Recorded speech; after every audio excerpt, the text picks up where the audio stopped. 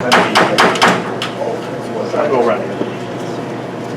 Good evening, ladies and gentlemen, and welcome to this regular meeting of the DeKalb City Council, September 23rd, 2019. Prior to our roll call this evening, I'd like to take care of a couple of housekeeping matters, if I may. First of all, for anybody in the audience who would like to speak to any item on the agenda, or for that matter, any item not on the agenda, feel free to fill out a speaker request form. They're in the back, and kindly give those to our city clerk, Lynn Fazekas, who will get them to you, to me, and we'll try to get you on in the, not only the place that you would like to speak, but also in the order in which we receive the items. Also, for those of you who may have thought that your spouse or significant other might be able to watch us on TV tonight, some of you know in this part of town this morning, as a matter of fact, I was on the phone about 10 o'clock. The phone went down and the lights went out. We lost power completely in this building. The phone came back on about maybe a half hour later. The lights had come on about maybe a minute or so after they went out. Unfortunately, that power failure fried our system in the back. So we are unable to accommodate the Channel 14 folks who perhaps had planned to watch this meeting tonight. It may be just indicative of the condition of this building, trying to hold it together after it was built in 1968. Today we had an earlier problem with our air conditioning.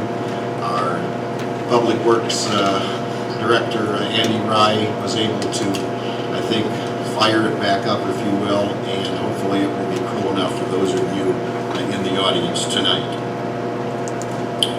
With that being said, I'd like to ask our City Clerk, Lynn Fazekas, to call the roll, please. Morris. Here. Finucane. Here. Smith. Fagan. Here. McAdams. Here. Vervick. Here. Favor. Here. Mayor Smith. Yes. Here. 7 present. Thank you.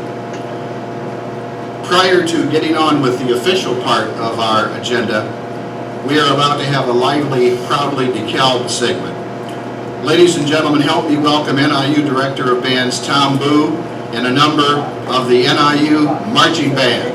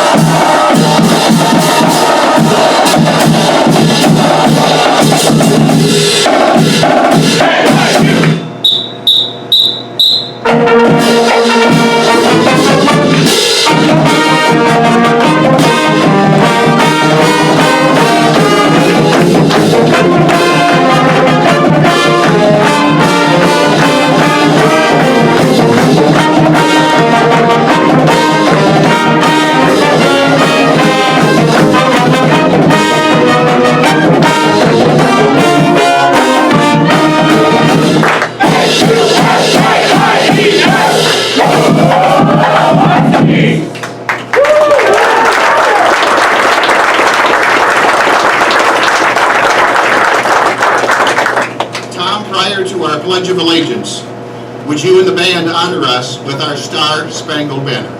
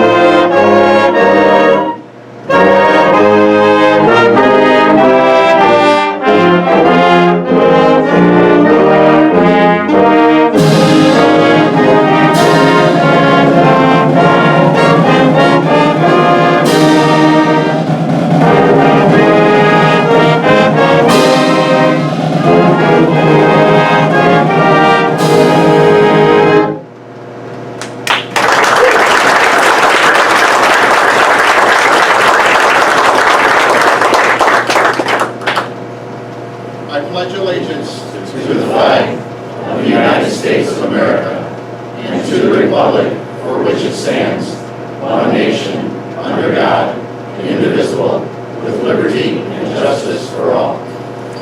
Thank you very much. Ladies and gentlemen, as the band departs, I'd like to let you know that this Saturday at Husky Stadium, NIU will welcome about 25 high school bands, an expected crowd of about 8,000 for a gala awards presentation and salute to bands. I'm honored to have been asked by Director Boo to present some of those awards on Saturday night. Once again, help me say thank you to the NIU Marching Band.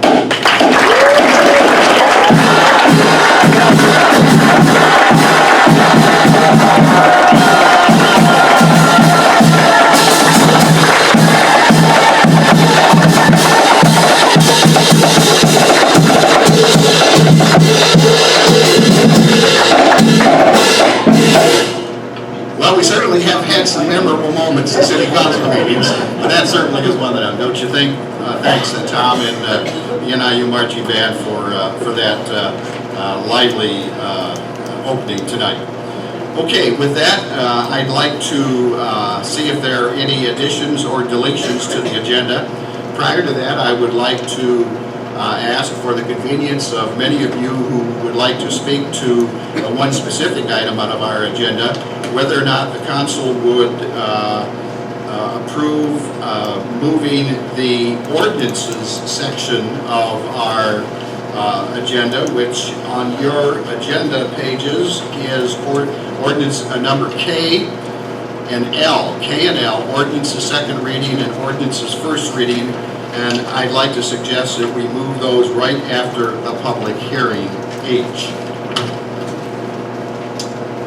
got a question on that. We've got, under the ordinance on number 2, we've got, prior to that, discussion earlier on this, don't we, on the agenda? That's a public hearing. Yeah. That's why we would want to have those ordinances considered after the public hearing. Okay, good. Okay, does that make sense? Yep. Okay. That makes sense to everybody? I'll need a motion to do that. Like make that motion. Second. Okay, it's been moved and seconded by Alderman, it's been moved by Alderman Fagan, seconded by Alderman Favor, that we move the ordinances section K and L immediately following the public hearing, which is letter H. Any discussion? Roll call, please. Fanouken, Yes. Fagan, Yes. McAdams. Yes. Burbidge, Yes. Favor, Yes. Morris, Yes. Mayor Smith. Yes. So we've had that agenda change. Okay, now we move to public participation, and if you recall, the public participation tonight, you can speak to either on an item during public participation, or if you'd like to wait until that item is called for on the agenda, you're more than welcome to wait on that. The first item is apparently a letter that we received from Kay Shelton at hotmail.com, and I think she's asked Sid, you're going to read her letter? If you would, please.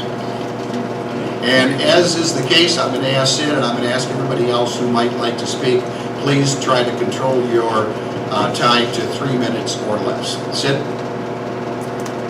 I knew Dixon Mayor Jim Burke. I wrote one of his many obituaries. He caused his own political downfall by not having enough checks and balances in place to oversee Dixon's finances, and by trusting former longtime comptroller Rita Crudwell too much. Even President Ronald Reagan, who grew up in Dixon, would say, "Trust but verify." While it was Dixon's city clerk who discovered what amounted to a $53 million theft by Crudwell without proper checks and balances, that fraud went undetected for 2 decades. After learning from the mistakes in the gross lack of oversight, the city of Dixon hired more clerks, and no one person is allowed too much power or control over the city's business. The mayor and council in DeKalb have the responsibility to ensure that no one person has too much power. You have a responsibility to ensure that there are enough checks and balances in place to catch any errors. be they human or malicious. The current process involving the city seal is one of those checks and balances. No matter how the city manager wants to try to spin it to get what he wants. By taking away the city clerk's duties and giving it to the executive assistant, who reports to the city manager, one of those checks and balances vanishes. The people of DeKalb overwhelmingly voted to keep their vote for the position of city clerk. Keeping the city clerk elected does not just mean that people want to vote for a person for office. That vote means that people want to keep their power. If the people do not like the job the city clerk does, that person will not be re-elected, and the people will have that direct power to make a change. The Constitution begins with "we the people," and it means government belongs to the people, not the city manager. Eliminating the elected city clerk's power and obliterating any deputy clerks also eliminates any verify with the city's important documents. Without the verify process, then I will have no trust left in the city's government. That opinion is expressed by Kay Shelton. I just want to inform you I do not endorse the opinion. Thank you, Sid. The next speaker apparently is going to be read also by you, Sid, and that is J.J. Wett. What is the largest challenge facing DeKalb? In many people's opinion, it is negative self-image or negative outside perception. When I reflect on the city from a homeowner and taxpayer's perspective, the largest thing that stands out in my mind are the biggest headlines from the year. I imagine it may be the same for any possible investor or manufacturer considering DeKalb. Headlines that come to mind relate to TIF misuse, budget shortage, and most recently we're faced with OMA violations, and now this recent debacle between the city clerk's office and the city manager's office. Why on earth would the mayor and city manager suggest the city clerk resign?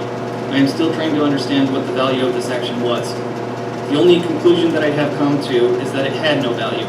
It, in fact, has the opposite of value, and that is loss. Once again, the loss of attracting negative attention for this city. If we have two leaders so incapable of guiding city government that they cannot negotiate a matter between two people they work with on a regular basis, how are they fit to manage anything else? Why were they not able to settle this matter in-house, but instead needed to guide us into what the state's attorney calls an OMA violation, and further lead us into what the state's attorney considers to be improper efforts to diminish the office of the city clerk through ordinances? Their judgment is compromised. By what? We don't know. But this has been enough of an embarrassment for this city. It is time to clean house. Either this drama with the city clerk has been a distraction to allow them to diminish the role, thus eliminating the checks and balances an elected clerk provides, or they are too incompetent to handle a simple worker problem. I seriously don't think that the city manager is incompetent. The negative image has to go, whether it is through action by the council or voting in the next municipal election to get rid of the negative image. As many of you who know me, and for those who don't, I'm a firm believer in a system of checks and balances. One of those checks and balances is voting, and April of 21 is not far off. Again, that comment was written by J.J. Wett, and I do not endorse the opinion. Thank you, Sid. Yeoman's duty tonight, reading those two. Okay, our next speaker is Dwayne Brown.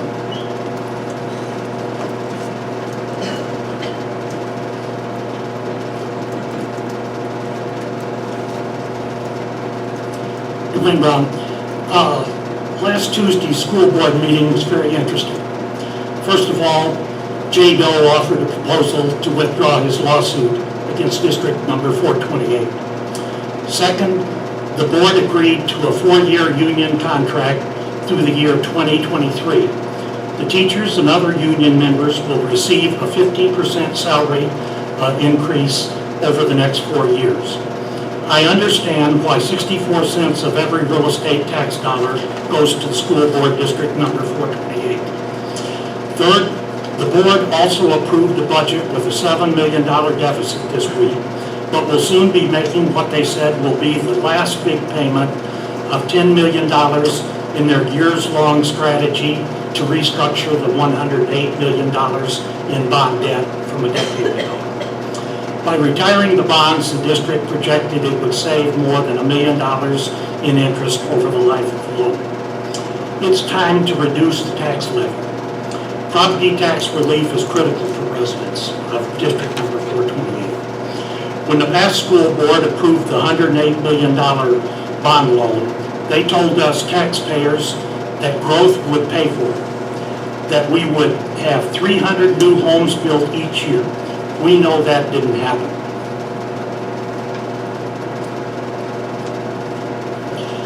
With out-of-district students, a 15% salary increase for teachers and union members, and debt on the $108 million loan, it's no wonder our real estate taxes are in the top 1% in the country. The $100 million budget, which was approved this week, has $4 million in excess of their normal operating needs. Because of this, I feel it's time for the board to reduce taxes, reduce the levy. It's time to give some relief to the beleaguered taxpayers. Thank you. Thank you, Dwayne. Noah Millard.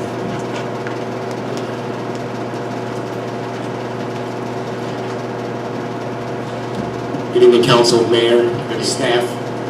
The guys in the back of the room are like, what is he getting up to talk about? I'm going to touch a little different perspective of what's going on right now. Right now, the DeKalb Fire Department is celebrating 150 years of community service.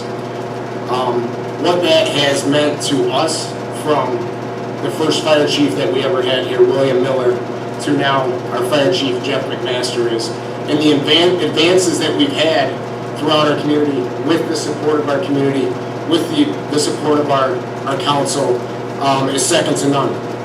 With that being said, we're doing a little celebrating. October 12th, 2019, we're going to host an event at the Alumni Center. Everybody is invited. It's nice to see everybody here tonight so that we can invite them.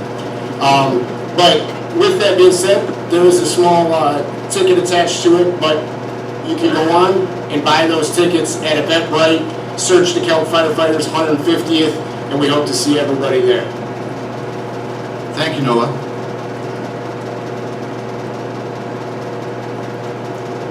Steve Capitan.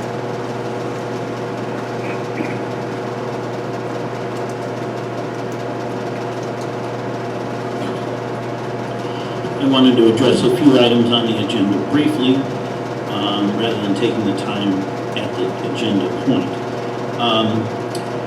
Resolutions, there are two resolutions on settling two worker compensation claims, which illustrates the need for a system of universal health insurance that covers everyone in the country, like every other wealthy democratic country in the world has, except us.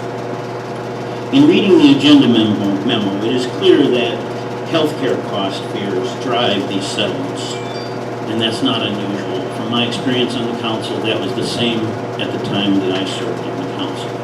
And a universal healthcare system would eliminate that pressure from the city and would still cover people that need health coverage. The second issue I wanted to touch on relates to the Peace Road corridor study. If I'm reading this right, that it runs down to Gurler Road, my question to the city is, what about Gurler Road?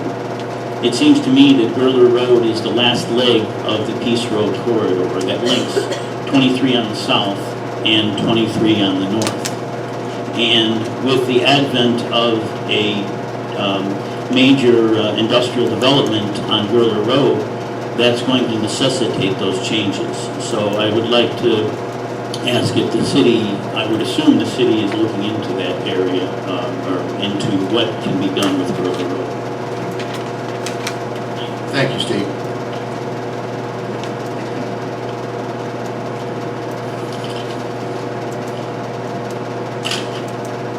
Bessie Chronopoulos. You want to wait until, okay. Barry Schrader, do you want to do your comments now, or do you want to wait to city clerk? No. Barry Schrader.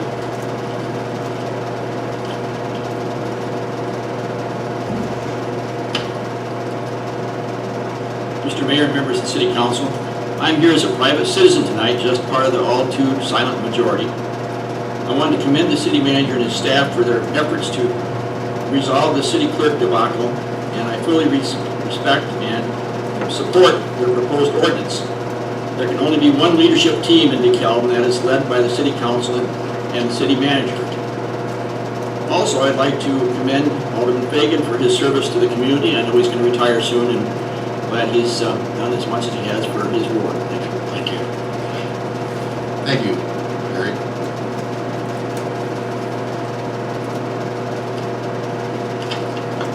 Cohen Barnes, would you like to speak now or at the, when we discuss the city clerk? I'll wait. Okay.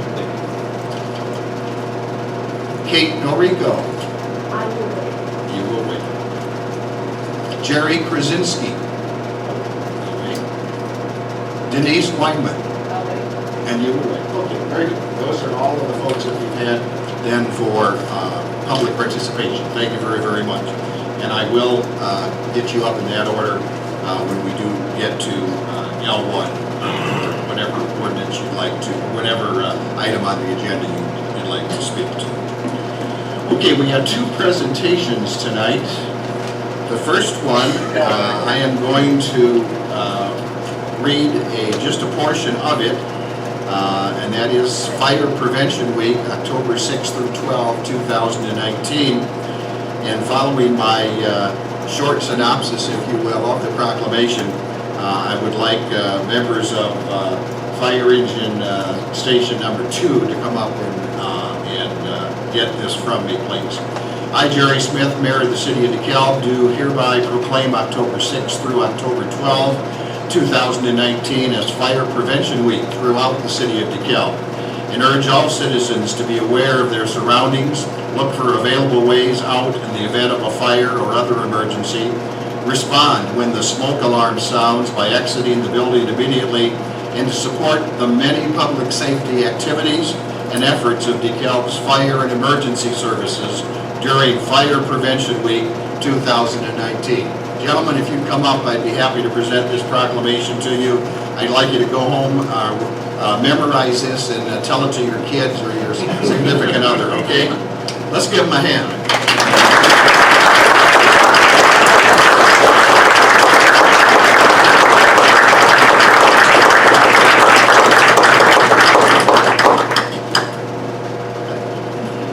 Thanks for all your help.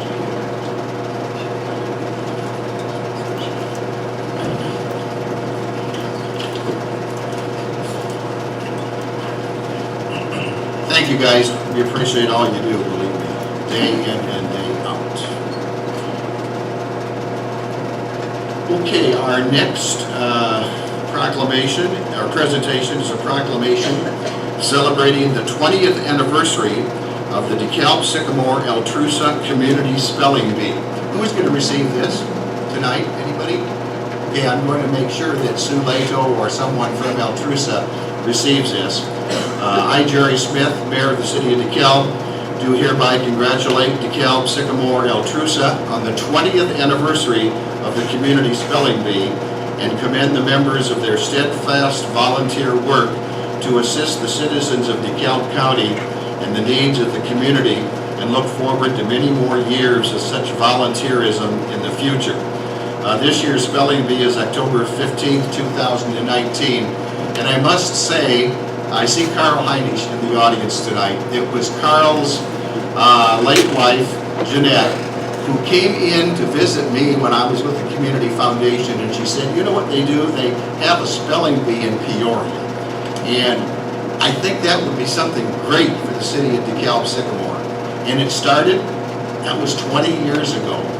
And so it's a great event, and I'll make sure that I get this proclamation to Jeanette Heine, or to the Altrusa. And I thank Jeanette, bless her soul, for bringing that to my attention 20-some years ago.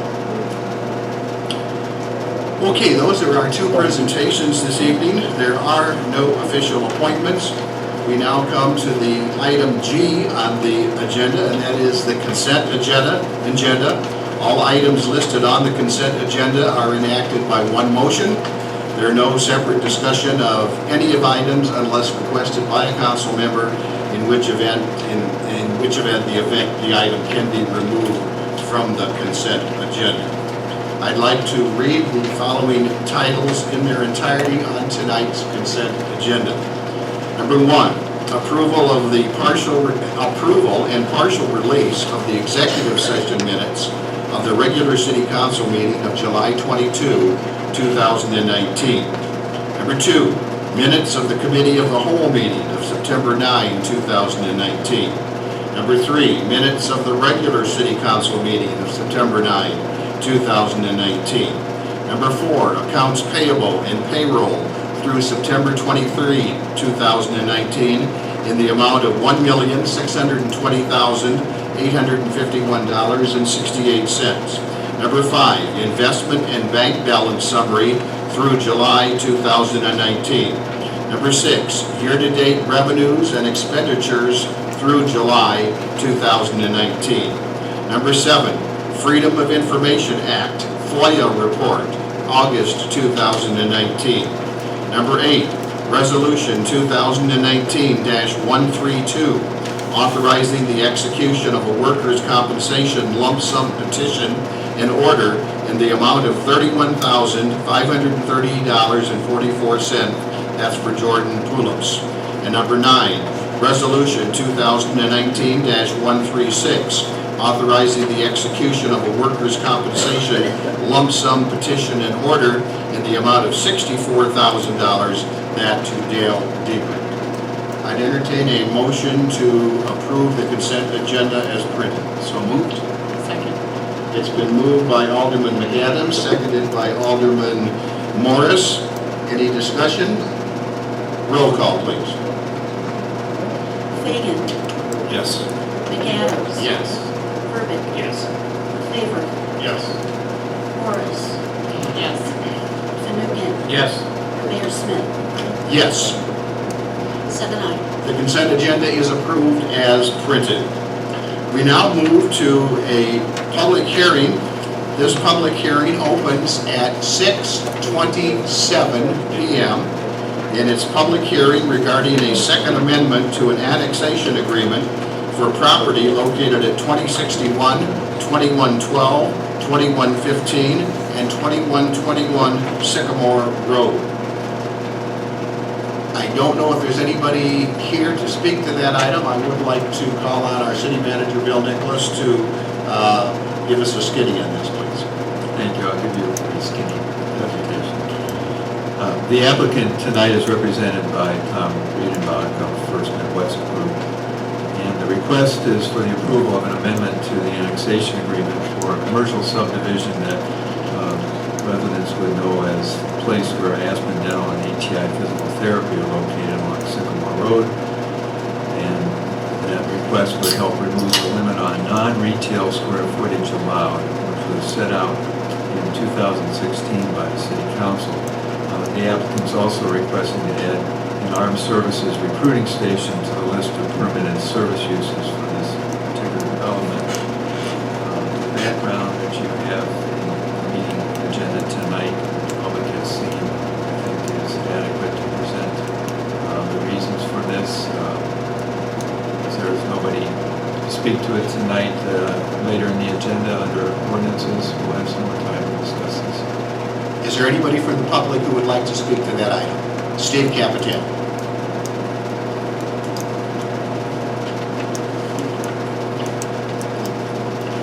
I wasn't planning on speaking to this, but, and I'm not speaking against it in any way.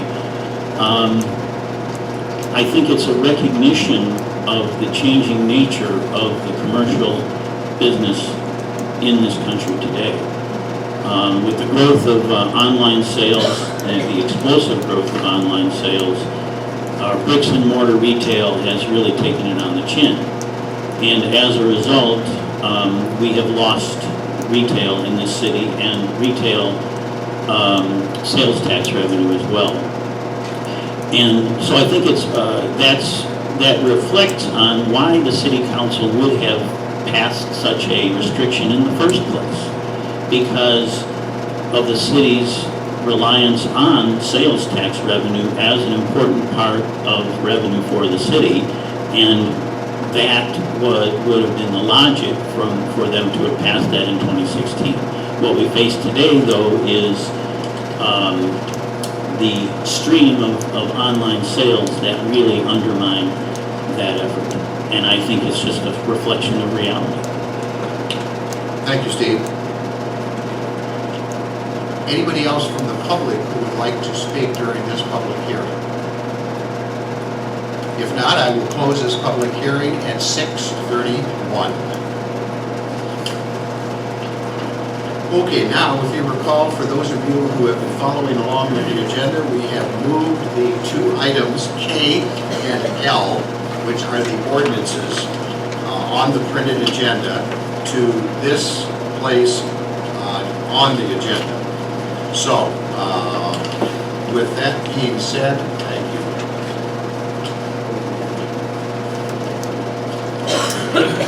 With that being said, we will go to K, ordinance's second reading, and there are none tonight. That was simple. Now we go to ordinances, first reading.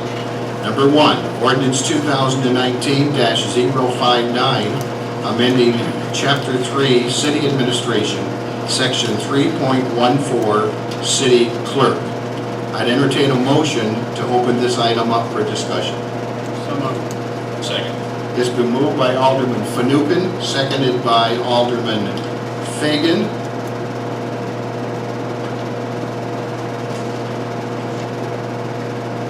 Bill, would you like to speak to this item, or would we like to hear from members of the public? I think we should hear from the Okay, public. very good. I would agree.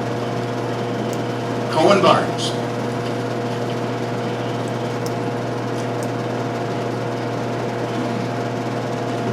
Good evening, everyone. I'm coming to you tonight, well, first of all, the Palo DeKalb moment, that was awesome. As a resident of DeKalb, what a great way to start the meeting. To see NIU, our Huskies out here, just showing their spirit. I just think that's wonderful. I wish we could have every meeting start that way. But it's cool that you take the moment to recognize NIU and just kick things off wonderfully. So I appreciate that. Hope you in great spirits right before this. Thank you. Tonight I'm coming before you as president of the DeKalb County Economic Development Corporation, and I want to express my appreciation to the mayor and the city council members just for all the hard work that you all do. I can only imagine what it's like to sit in those seats and be interrupted at the grocery store, and all the things that you do that comes with this particular role. I just want to say personally thank you, and thank you as president of DCDC. Tonight I want to urge the city council to expeditiously resolve matters pertaining to administrative duties of the city clerk, in order to focus limited resources and attention on urgent needs to maintain and expand the economy of the city of DeKalb and DeKalb County. If you don't know what DCDC is, we're a private-public partnership working to facilitate sustainable and diversified economic growth in DeKalb County. Membership includes county governments, municipalities, and taxing bodies, together with approximately 200 private businesses, institutions, and individuals. Business attraction and expansion is a complex undertaking, which we all know, with intense competition from cities, counties, other states, and even other countries. Each year, DCDC prepares more than 30 detailed proposals and presentations to site selectors, developers, corporate executives, addressing numerous specific requirements for land, transportation, utilities, labor, supplier industries, operating costs, incentives, you name it, in an effort to retain and attract additional businesses to help diversify the tax base and create more jobs in our community. DCDC and its members work hard to improve our competitiveness.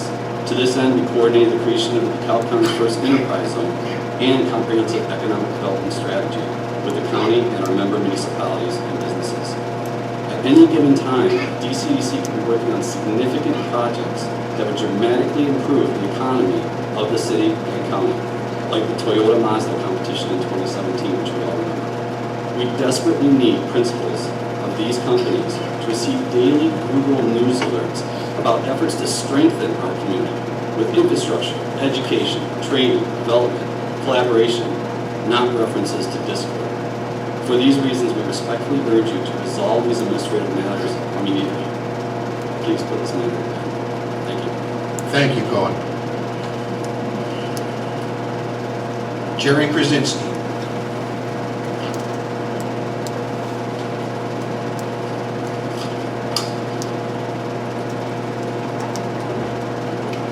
Thank you, Mayor. My name's Jerry Krasinski, and I'm not a resident in the city of DeKalb or this area. However, we felt so strongly about this area several years ago. We bought an excess of 300 acres. DeKalb is a very, very good community, and we believe in it. Now, for years, particularly as Cohen has referenced, we have been pursuing several opportunities to bring new business to the community here.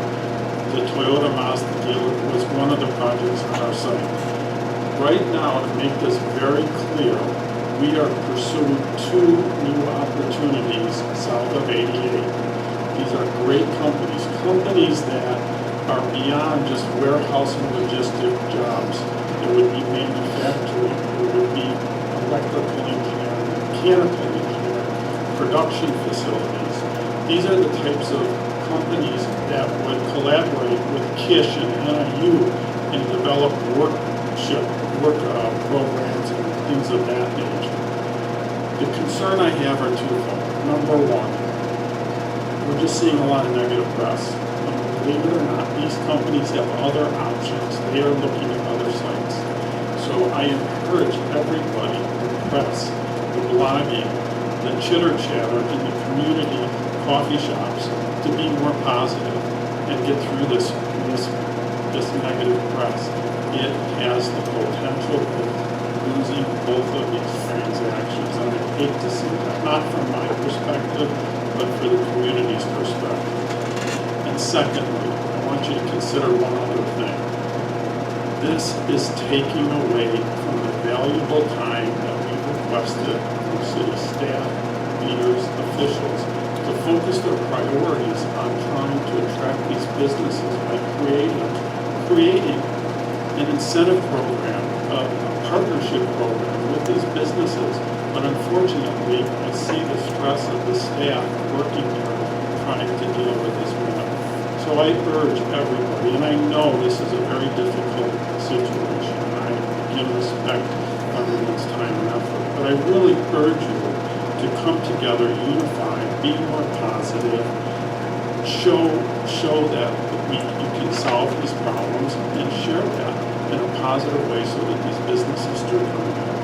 And I'd like to conclude with one last thing, and that is I do thank Bill and the staff over the past several weeks, and certainly the mayor has also participated in a few of these presentations to the businesses. So again, please urge you to resolve this in a unified fashion. Thank you.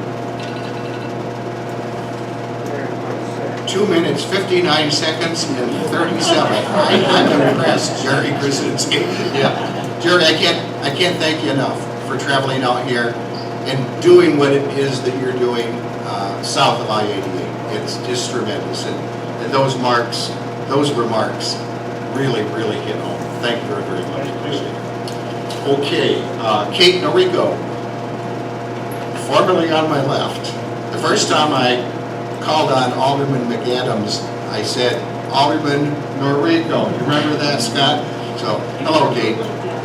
Probably does. To my former fellow council members and mayor and interested citizens, I am here tonight to advocate for this workable solution to the city clerk crisis.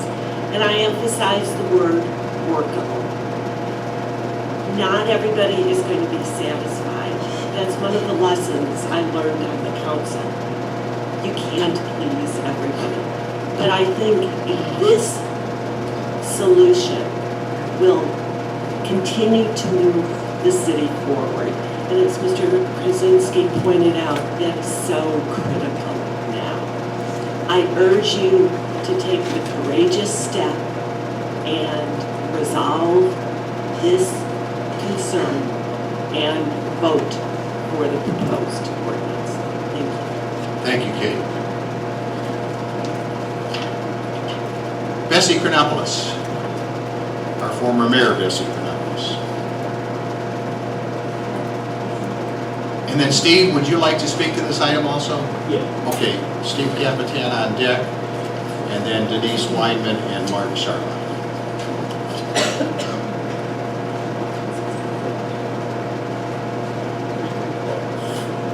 Good evening. Good evening. Hope everybody is well. It's a beautiful day and beautiful to get.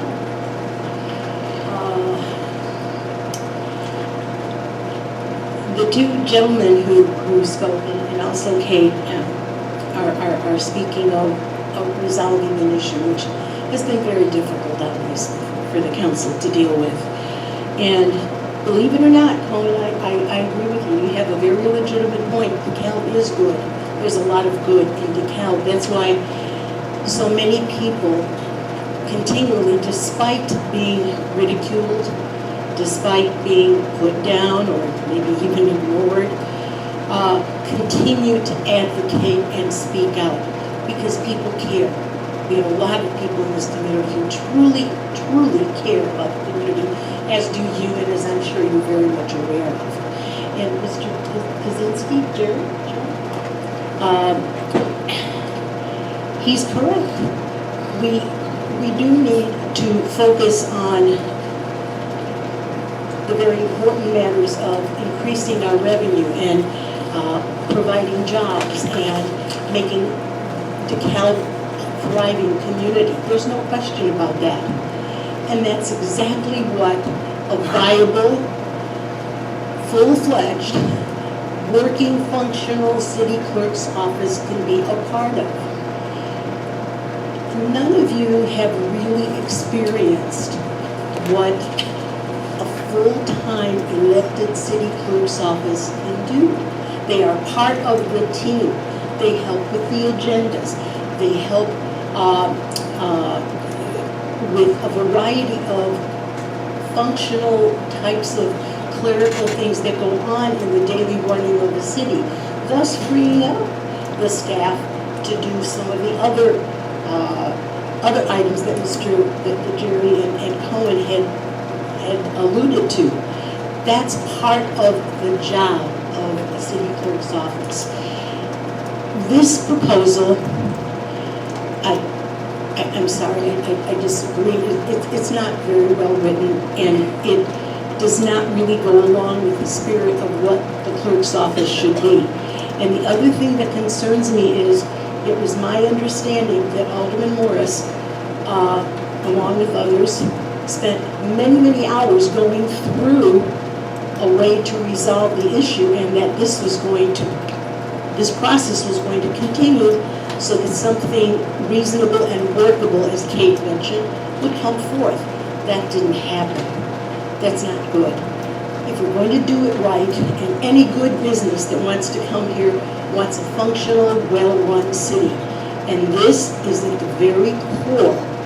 How a city government functions, and the transparency and the checks and balances under which it functions is extremely important. And no city manager, no official anywhere should be afraid of the checks and balance. I had that in all my 39 years of teaching. I was checked and balanced by my principal, by the school board, and by the children. You're and 3.5 minutes now, Bessie. Yeah, so- well, and that's good. Okay, thank you. Thank you. And thank you, Alderman Faber, for your service. Thank you. Steve Capitan. I was trying to be expeditious by coming. Yes, thank you. As Bessie said, I agree with the supporters of this ordinance who have advocated for the importance of staff focusing its time on the important issues that the city faces. But it is the staff's choice to have been bringing this to the agenda, not the opponents of it. I think this is a wonderful community. I came to go to school here 38 years ago, and I've stayed here in this community. It is a good community, and it has a lot of potential, and I appreciate Mr. Kaczynski's interest in the community and investing in the community. But let's be clear, if this ordinance passes, the clerk crisis, which was manufactured, is not going to be resolved, because at its root, we've had seven clerks over the last 7.5 years. And at its root, it's because of the way this was structured by creating a part-time position for an elected clerk serving under the deputy clerk that is full-time who answers to the city manager. So structurally, Mr. Krasinski, I don't think you run the business that way. So that's what needs to be resolved, and that can't be done until the next term, which is in 2021. So the council would have to review this, so it doesn't have to address this right now. The only thing the council has to resolve is the issue over the seal. And my understanding is that that issue has been resolved. I don't see anywhere in here where it says that issue is continuing. So, it's not a crisis. It's a manufactured crisis. In order to change the structure and give the authority to the city manager over the elected city clerk. And it's wrong. Thank you, Steve. Denise Weinman?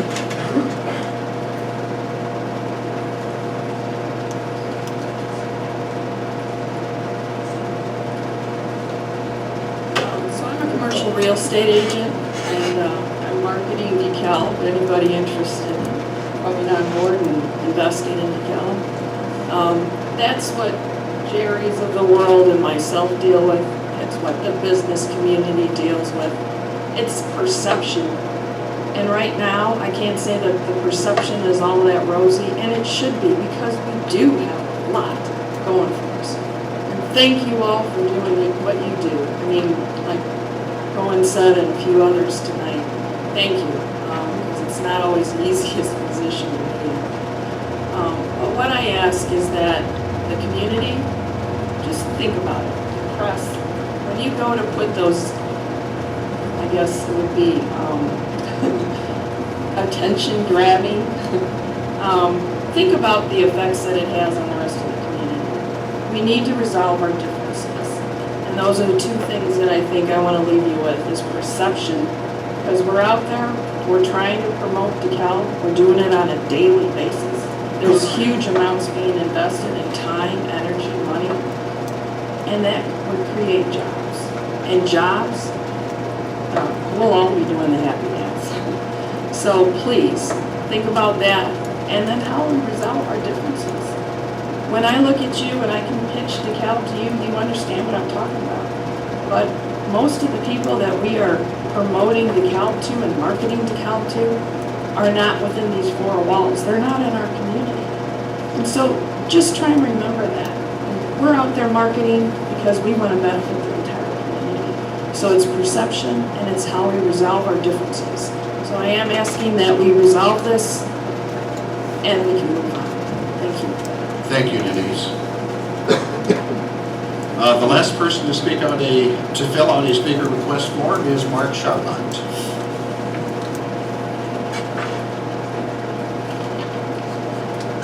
A quick point of order. I want to find out for sure, and perhaps our city attorney can verify this.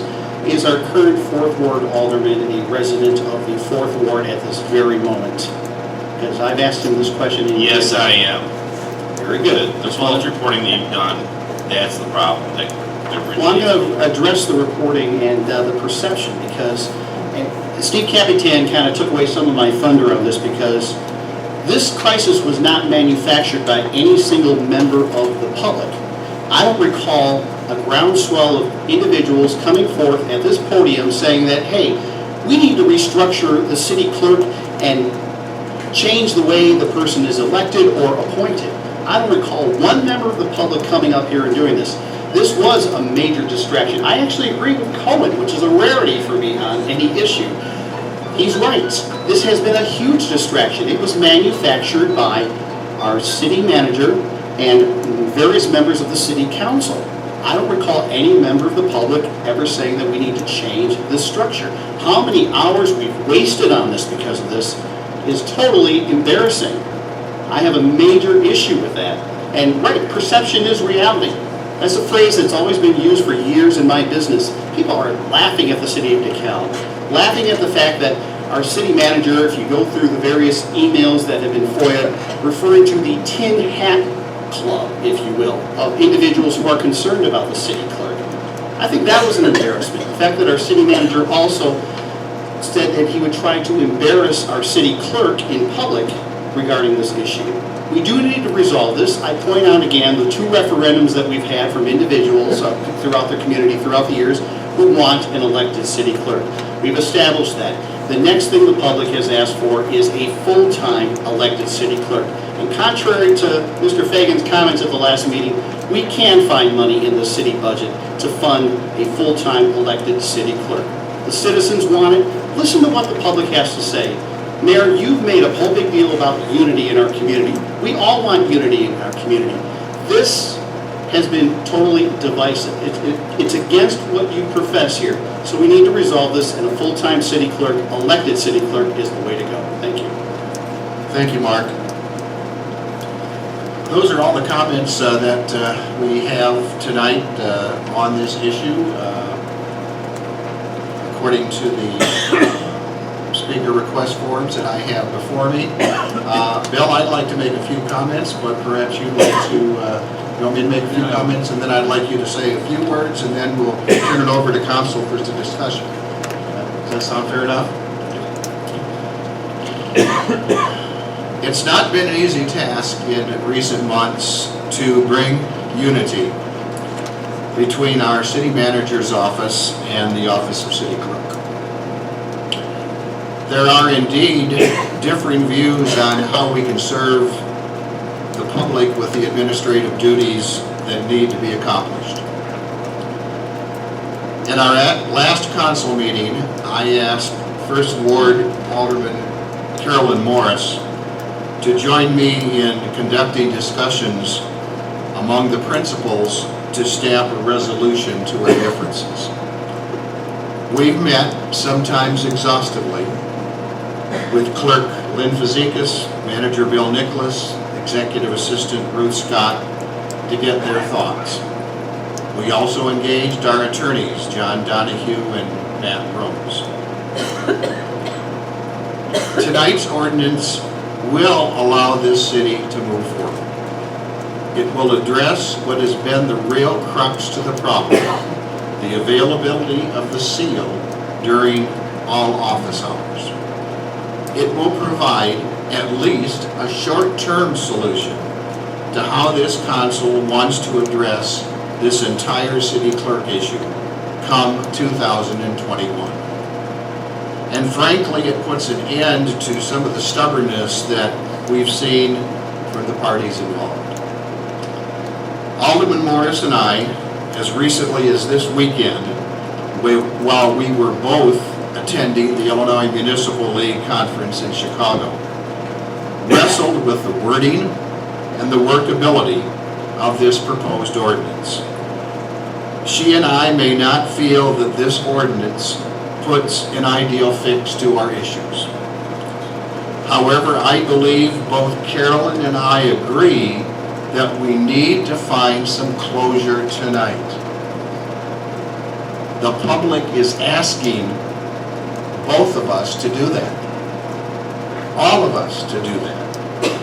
I thank Alderman Morris for her hard work in trying to settle this, and hope that she will continue to work with me and her fellow aldermen in addressing the important matters in this municipality. We have great momentum in DeKalb, so let's keep it going and let's keep it growing. Bill? Thank you, Mayor. Thank you for your comments, and particularly the last. Which is going to be very matter of fact, but I guess I'll just address a couple of things that were raised in the comments earlier. One of the things that you charged your city manager to do was to hold people who work for the city accountable back in January, and part of that had to do with fiscal responsibility, finding ways to economize, finding ways to create less pressure on taxpayers, Mr. Brown said earlier tonight. Part of it is to grow our community, find career jobs. That's a big part of what was expected of the city manager. And I I can assure you that's been a charge that's been with me every waking hour, and sometimes in the middle of the night. I've been demonized by a number of people. I don't mind people accusing me of being wrong-headed, but being unkind and a bully and so forth.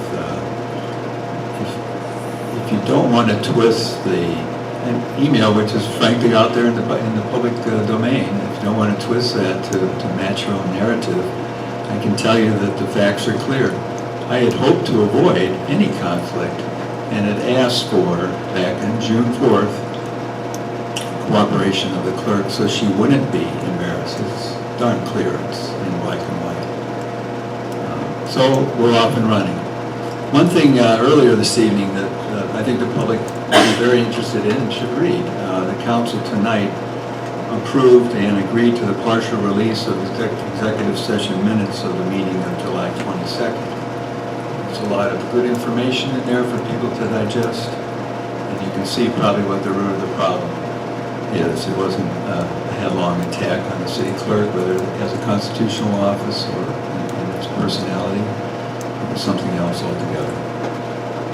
So here we are tonight. We've had a number of discussions. I take very seriously what people have said, pro and con to the ordinance before you tonight about the need to move on, and certainly to accentuate the positive, not just because we all want to live in a proud community, but because there are people watching, people who want to invest in our community. And I'm aware of what Mr. Krasinski had described to you. I've been intimately involved in that process and hope to continue to be.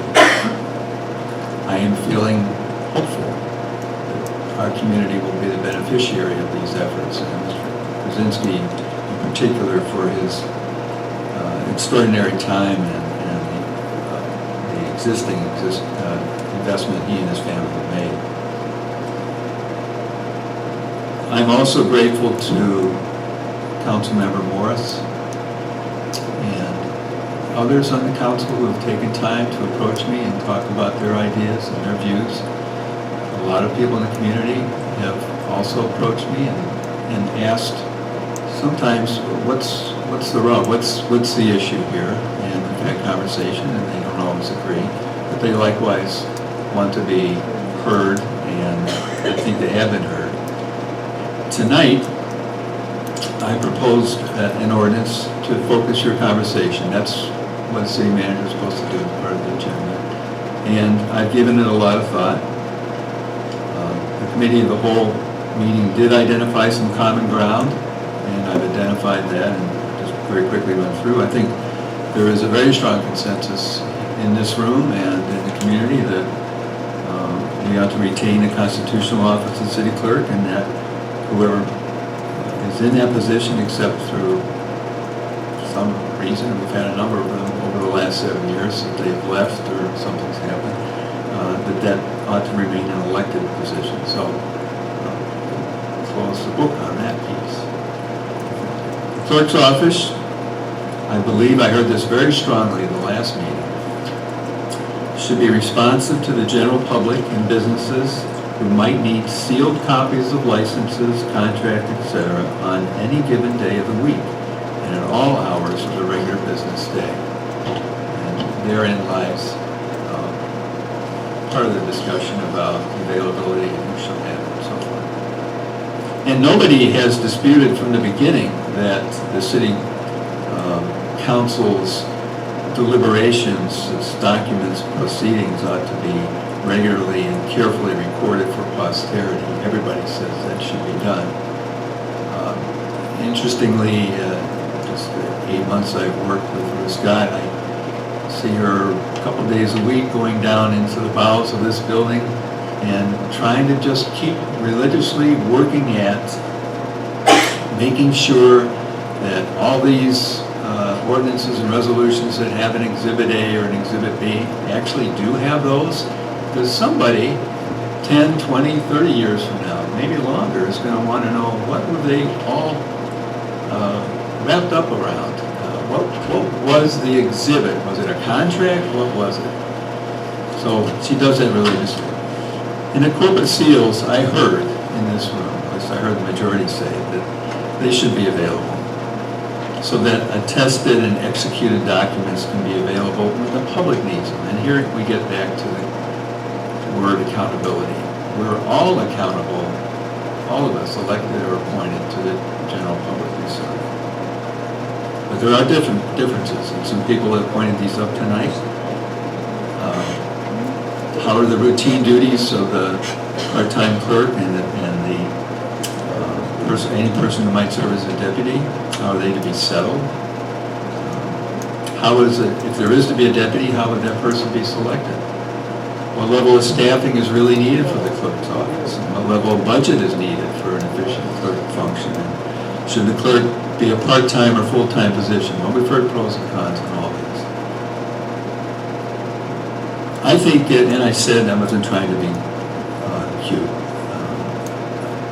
I have long liked the T.S. Eliot reference to what happens as we go through life or through an issue over a period of time, whether it's long or short. And sometimes after we've explored everything that we can think of, and we get to the end of that exploring, we arrive where we started, and know a place for the first time.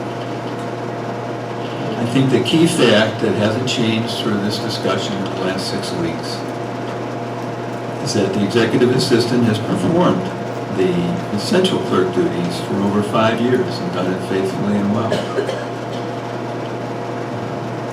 She's done this and also trained and cordially worked with every one of the 7 clerks she has served, including Mrs. Fazekas. She's done this at no extra cost. So the debate, in my mind, after looking at this in many different ways and over many different ways, debate about whether there should be a deputy clerk is beside the point. The council could decide under state statute and by our own municipal code who you want to serve the clerk, or anybody else for that matter, if you feel that we need some help. You have that power. You have that corporate authority. The status quo had been working, except the corporate seal was not available when it was needed, which is every day. And so documents the public needed cannot be attested in the absence of the clerk. So what do we do? Here's what I propose in the ordinance for your consideration tonight. City clerk has been and remains a part-time position of about a quarter FTE. So it's been a little bit up, a little bit down. The full-time duties of the executive assistant are already enumerated, and they include duties that have been carried out by that person for many, many years since her hire, actually. They conform to those that have been discussed in recent meetings with Morris and others. And I believe there are 3 corporate seals, but one should be available to the clerk and also, and by right should be, but also to the executive assistant in the absence of the clerk. No new or additional expense needs to be incurred by the city to staff the various clerk functions. We're right in the middle of the preliminary stages toward a budget, which we will present to you in late October in a very preliminary way. I see no reason to add money to that particular function. And in this ordinance, there's no deputy clerk position. You could call it the deputy clerk, you could call it the executive assistant, you could call it the rainmaker. It doesn't matter. Certain functions have to be done. They've been done, they will continue to be done, and they won't be done by me. If they were done by me, you would have your balance. Because, as we've talked about here before, any given night, it only takes 5 votes to get rid of the city manager. So I recommend heartily that you, the corporate authority, resolve tonight these outstanding issues, that you approve this ordinance, and move on. Thank you, City Manager Nicholas. Well, we've heard from some of those tonight who had the volition that they wanted to speak, and I appreciate that, believe me. We've heard from the mayor, we've heard from our city manager, Nicholas, and now, guess what? We're going to turn it over to any discussion that any of our aldermen, who admittedly have heard some of these things somewhat ad nauseum, but I'd like to open it up for any discussion that any of you would like to make initially tonight. Who would like to start? I see a hand way down there, Carolyn Morris, thank you. So I followed the mayor's lead and made a statement on this so that I can be brief and to the point. This ordinance as presented does not reflect what I submitted to be the new ordinance. My submission included none of the portions that address the executive assistant or sharing of the seal. My submission updated outmoded portions of the ordinance and empowered the city clerk to choose its own deputy, thereby deconflicting the commitments of the deputy clerk and not changing any of the executive assistant's role. I believe this is not amenable to the mayor or the city manager. However, the proposed ordinance does the opposite of what I sought to do by diminishing the role of city clerk further to what is a de facto appointed clerk's role, which is not what our residents want, and by virtue of this is undemocratic. I do believe what the majority wants is this issue resolved tonight. So I argue that this issue has been resolved. This is a basic personnel matter that has turned into chasing a mosquito with a hammer. This should have been handled and never come to council. I have not heard from one single business owner whose business has been delayed by this problem of the seal not being shared. And I have been told by the interested parties that now the city clerk coming in daily, with that happening, this issue is resolved. I would caution the council against passing this ordinance today as it is unneeded and may attract further litigation from parties that believe this action to be illegal. I would ask both sides to accept the generosity of the city clerk to come in daily and vote no on this ordinance in recognition that this is a step backwards and agree to let this issue rest. Stop chasing a mosquito with a hammer. We're about to tear the house down. I ask you in the words of T.S. Eliot to arrive where we started and know the place for the first time. Thank you, Carolyn. Any other councilman would like to speak to any item? Alderman for Is the seal currently available throughout business hours? It is not. So the seal is still locked away and only available 10 hours per week. Unacceptable. Any other comments?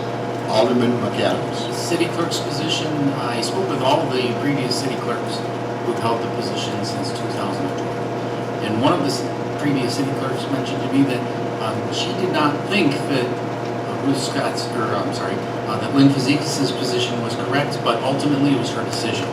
And so that is my position as well, is that it's the clerk's position, it's the clerk's decision on what to do with the seal, and ultimately it's the clerk's job to make that decision. And while there is unfortunately a mixed decision here, the decision should reside with the clerk of the city. Thank you, Scott. Any other thoughts? We have a motion and a second on. Mayor, a couple of legal points on that is ultimately it's the responsibility of the council for the entire city to make policy and to set policy and decide who does what. You have the authority as the council to decide who has the seal and who can stamp documents and who can attest signatures and who can be available at all hours of the business day to assist your customers. So it ultimately is the council's power to decide that. Thank you. Any further comments? Okay, we have a motion and a second on this ordinance, proposed ordinance. Roll call, please. McAdams. No. Urban. Yes. Favor, Yes. Morris, No. Fanouken, Yes. Fagan, Yes. Mayor Smith. Yes. 4 aye, 2 nay.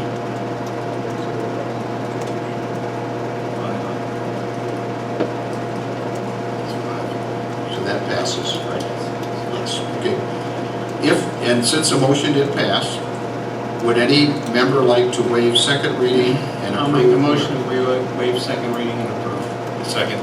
It's been moved by Alderman Fanouken and seconded by Alderman, excuse me, moved by Alderman Fanouken, seconded by Alderman Fagan, that we waive second reading and approve this ordinance on first reading. If we do this, we need 5 votes, I believe. Is that correct? We would need 6 votes to waive second reading Yes, tonight. from, under village code, it requires a supermajority vote of the entire city council to waive second reading. However, if second reading was not waived and it's up at the next meeting, you would just need the regular majority vote of the council. Any further discussion? Roll call, please. Favor, Yes. Morris, No. Fanouken, Yes. Fagan, Yes. McAdams. No. Furbick, Yes. Mayor Smith. Yes. 5 aye, 2 nay. So it does not pass on second reading. We'd have to bring this back to our next meeting. Right. Okay. Let's move on to our next ordinance. Ordinance 2019-060, authorizing a second amendment to the annexation agreement, an amendment represented by ordinance 2016-007 and ordinance 2016-039 to remove the maximum square footage allowed for professional service offices and to add armed services, recruiting stations, and other service-related uses to the list of uses allowed under professional service offices for the property located at 2061, 2112, 2115, and 2121 Sycamore Road. Carl Dine LLC. I'd entertain a motion to approve, please. So moved. Second. It's been moved by Alderman Favor, seconded by Alderman McAdams. City Manager Nicholas, please. We touched on this at the top of the agenda. Yes, we did. I'll just add that the Planning and Zoning Commission has reviewed this as well, and at their meeting on September 4th, they voted unanimously to recommend passage to you, and I'll answer any questions that you may have. Any further discussion on this? Roll call. Morris, Yes. Fanouken, Yes. Fagan, Yes. McAdams. Yes. Furbick, Yes. Favor, Yes. Mayor Smith. Yes. 7 aye. Move to waive second reading and approve. Second. It's been moved by Alderman Fanouken, seconded by Alderman McAdams, that we waive second reading and approve this ordinance. Any further discussion? Roll call. Fanouken, Yes. Smith, sorry, Fagan, Yes. McAdams. Yes. Furbick, Yes. Favor, Yes. Morris, Yes. Mayor Smith. Yes. 7 aye. That ordinance is approved as presented. Okay, number 3, ordinance 2019-061, amending chapter 33, peddlers, solicitors, and itinerant merchants, section 33.13, food or beverage vending vehicle as it pertains to the licensing of food and beverage vending vehicles, and minor text amendments throughout the chapter. I'd entertain a motion to approve, please. So moved. Second. It's been moved by Alderman Verbeek, seconded by Alderman Fagan. City Manager Nicholas, please. Thank you, Mayor. Back in the fall of 2018, the council spent some time discussing difficulties that various vendors who would fall under this act have been experiencing, and a few amendments, textual amendments were made to Chapter 33, Chapter 33 to make their ability to get a license a little more reasonable. This came back in March for a review, and at that time, the city manager was still pretty green and hadn't even heard of this. So asked for a further extension, and we've had a few more opportunities to work with applicants or people seeking renewal of their licenses in this particular area. And I think what it gets down to is we were really picking our pocket. We were asking for a monthly $50 renewal fee, which is why not many of them are staying in the business or staying in the area anyway. And so one of the key changes here for your reference is making the renewal fee $50 annually. And with that and the textual changes that the council approved before, we feel we've got something that will encourage food and beverage vending vehicles. Of course, they still have to be inspected and make sure that they're safe and clean and so forth. But I think it's the end of the season now, but if you approve this, we'll be able to start off the next spring season, I think, with some more interest. Good. Any further discussion on this? Roll call. Mayor? Yes. Did you want to speak to this too, Steve? I'm on the list. Come on up. On my sheet.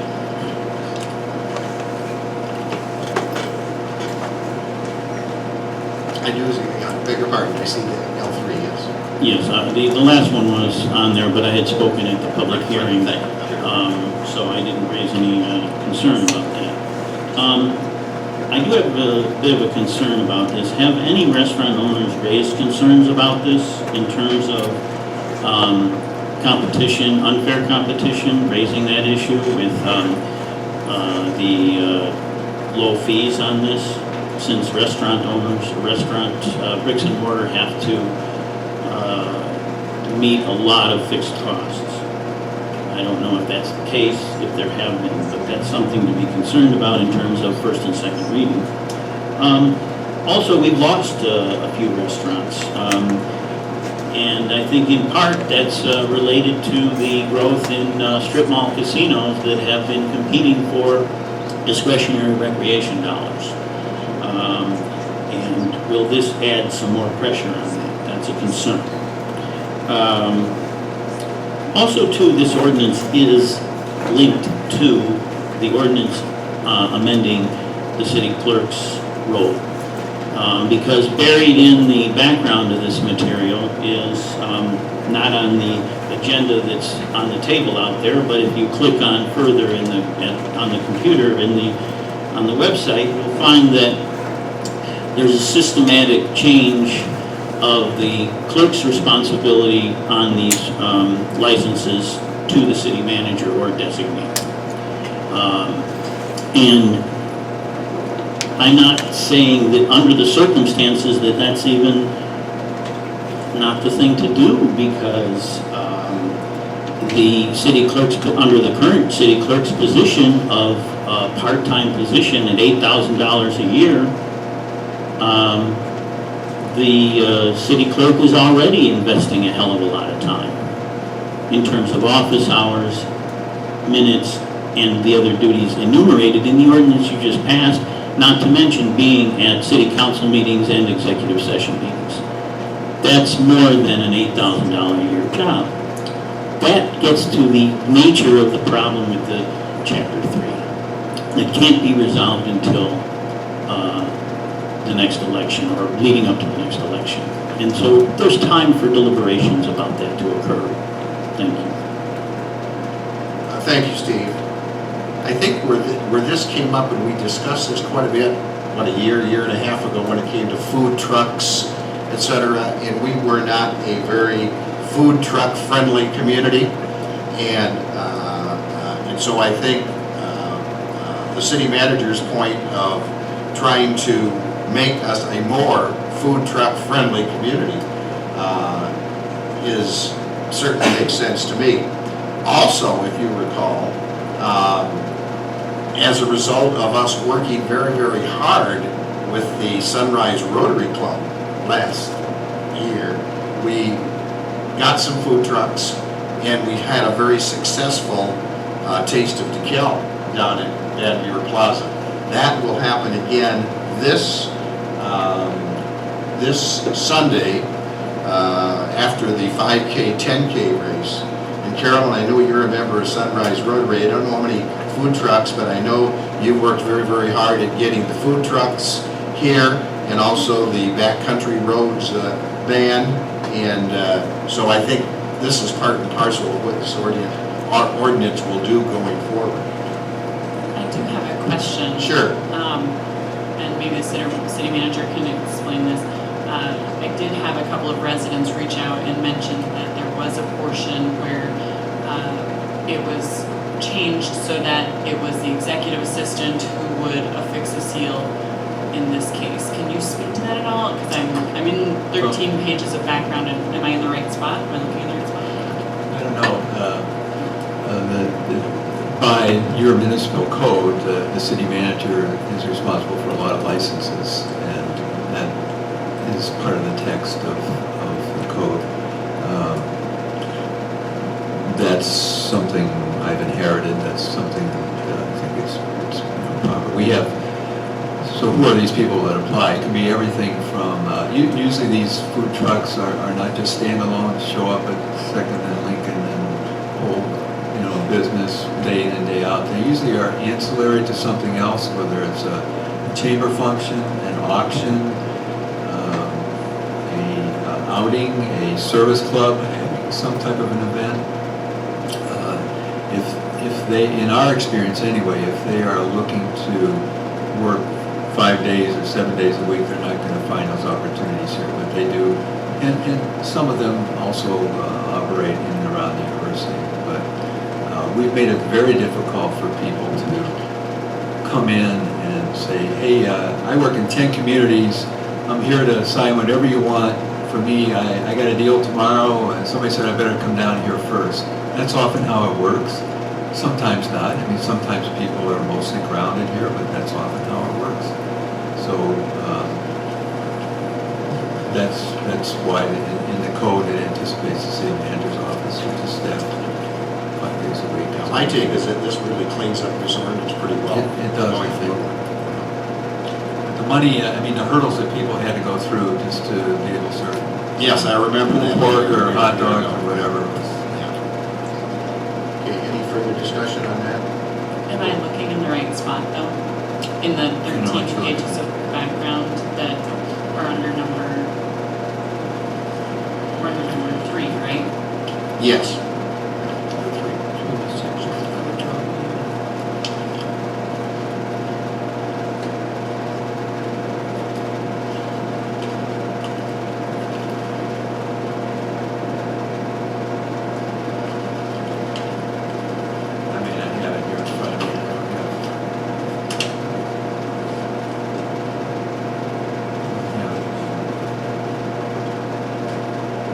Do you have it, City Manager Nicholas? No, I don't.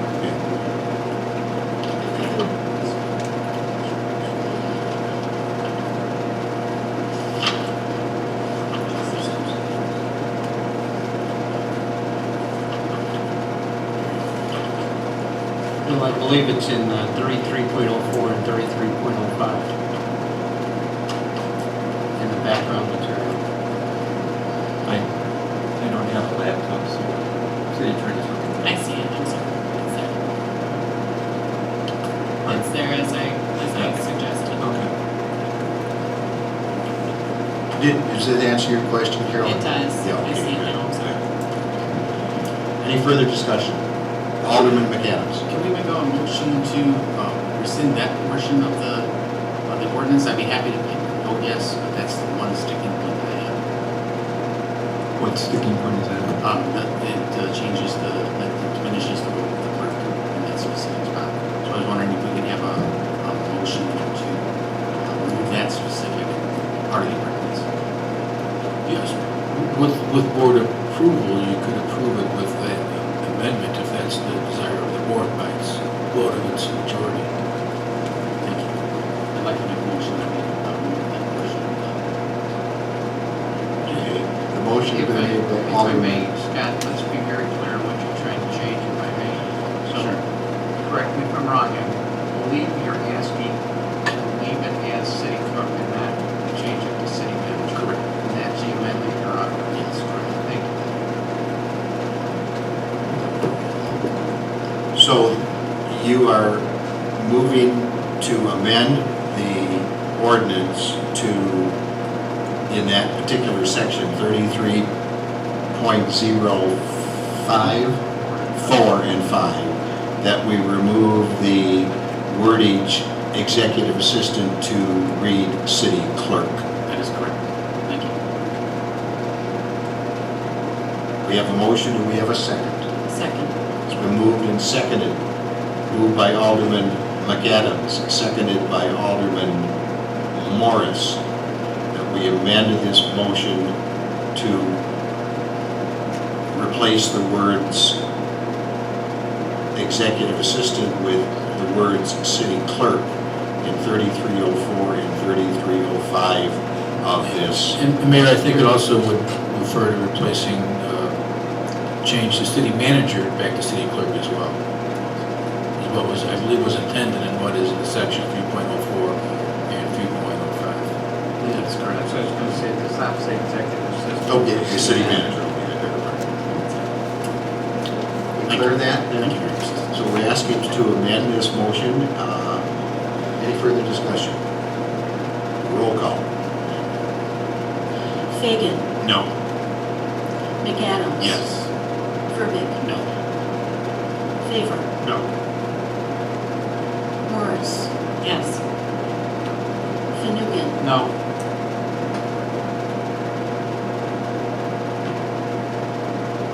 That motion then is defeated to amend that verbiage in the ordinance. So now let's go back to the original motion, which is to approve this ordinance on first reading. Any further discussion? Roll call.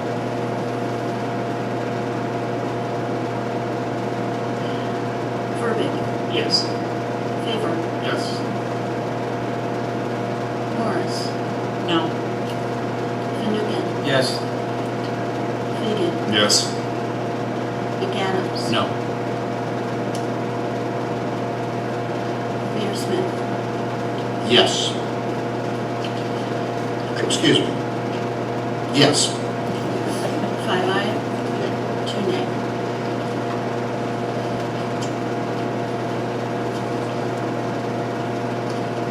Does anyone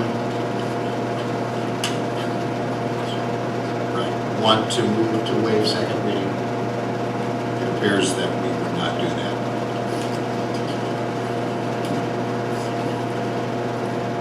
Number 4, ordinance 2019-062, amending ordinance 2019-001, prohibiting the use of groundwater as a potable water supply by the installation or use of potable water supply wells or by any other method, 421 Grove Street, as it pertains to minor changes requested by the Illinois Environmental Protection Agency. I'd entertain a motion, please. So moved. Second. It's been moved by Alderman Favor, seconded by Alderman Fagan. City Manager Nicholas, please. Thank you, Mayor. Just as it says, this is a minor wording change that was requested by the IEPA. We recommend your approval on first and second readings so we can keep moving on this. Thank you. Any further discussion? Roll call, please. Favor, Yes. Morris, Yes. Fanouken, Yes. Fagan, Yes. McAdams, Yes. Burbidge. Yes. Peter Smith. Yes. 7-0. Thank you. Move that we waive second reading and approve. Second. Been moved by Alderman Fanouken and seconded by Alderman Fagan that we move to waive second reading and approve this ordinance. Roll call. Morris. Yes. Fanouken. Yes. Fagan. Yes. McAdams. Yes. Burbidge. Yes. Favor. Yes. Peter Smith. Yes. 7-0. Thank you, and that ordinance then is approved as presented. Finally, number 5, under ordinances, ordinance 2019-063, authorizing an FY 2019 budget amendment to provide for capital expenditures at Barb City Manor. I'd entertain a motion, please. So moved. Second. Been moved by Alderman McAdams, seconded by Alderman Favor. And we have no one who would like to speak to this from the audience, so I'll turn it back over to City Manager Nicholas, please. Thank you, Mayor. This is, as it's presented here, a way to create some funds in our annual budget that would help us pay for that carryover. Barb City Manor and its board and staff are lining up a lot of projects to try to finish by the end of the year. We'll have available to source just to the end of the year to do this. We're encouraging you to acknowledge their industry and set up those funds that we're obligated to pay one way or another, that carryover amount in our budget so they can get going. Any further discussion? Alderman Fanouken, please. You know, I want to recognize that Executive Director Warren Garrity is here, and just how much that personally my family appreciates her and her staff going above and beyond. Thank you, Bill. Alderman McAdams. I'd just like to thank the city staff for finding the resources to take care of this. It's a creative idea, and I'm glad that you guys were able to come up with it. Thank you. Okay, any further discussion? Roll call, please. Fanouken. Yes. Fagan. Yes. McAdams. Yes. Burbidge. Yes. Favor. Yes.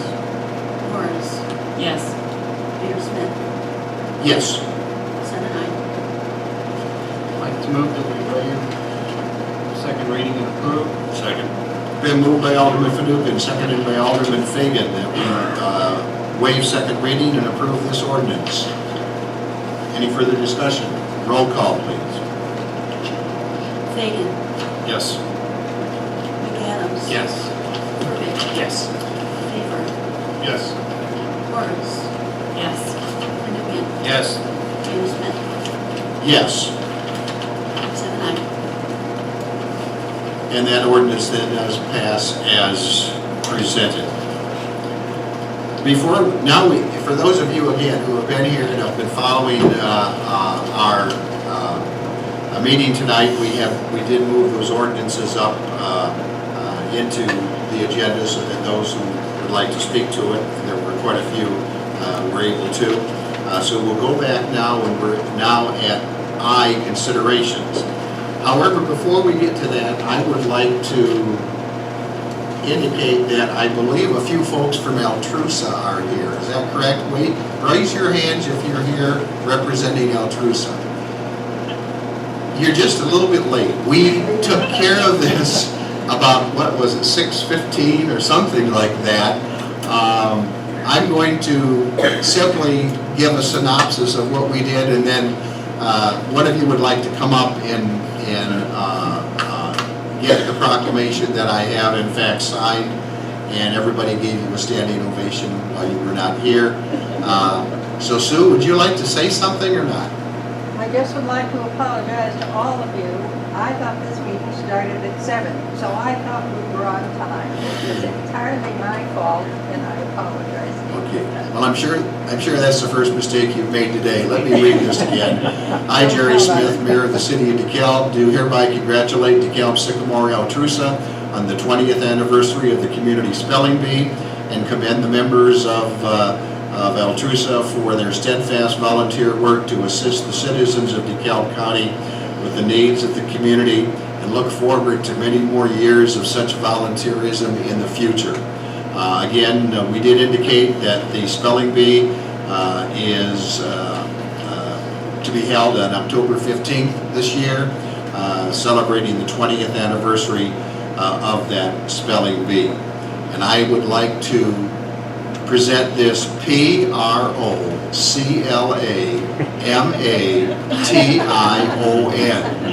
which means, and spelled proclamation.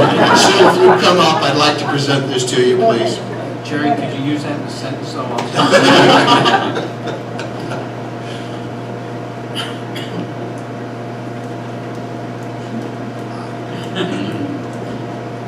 Let's thank you.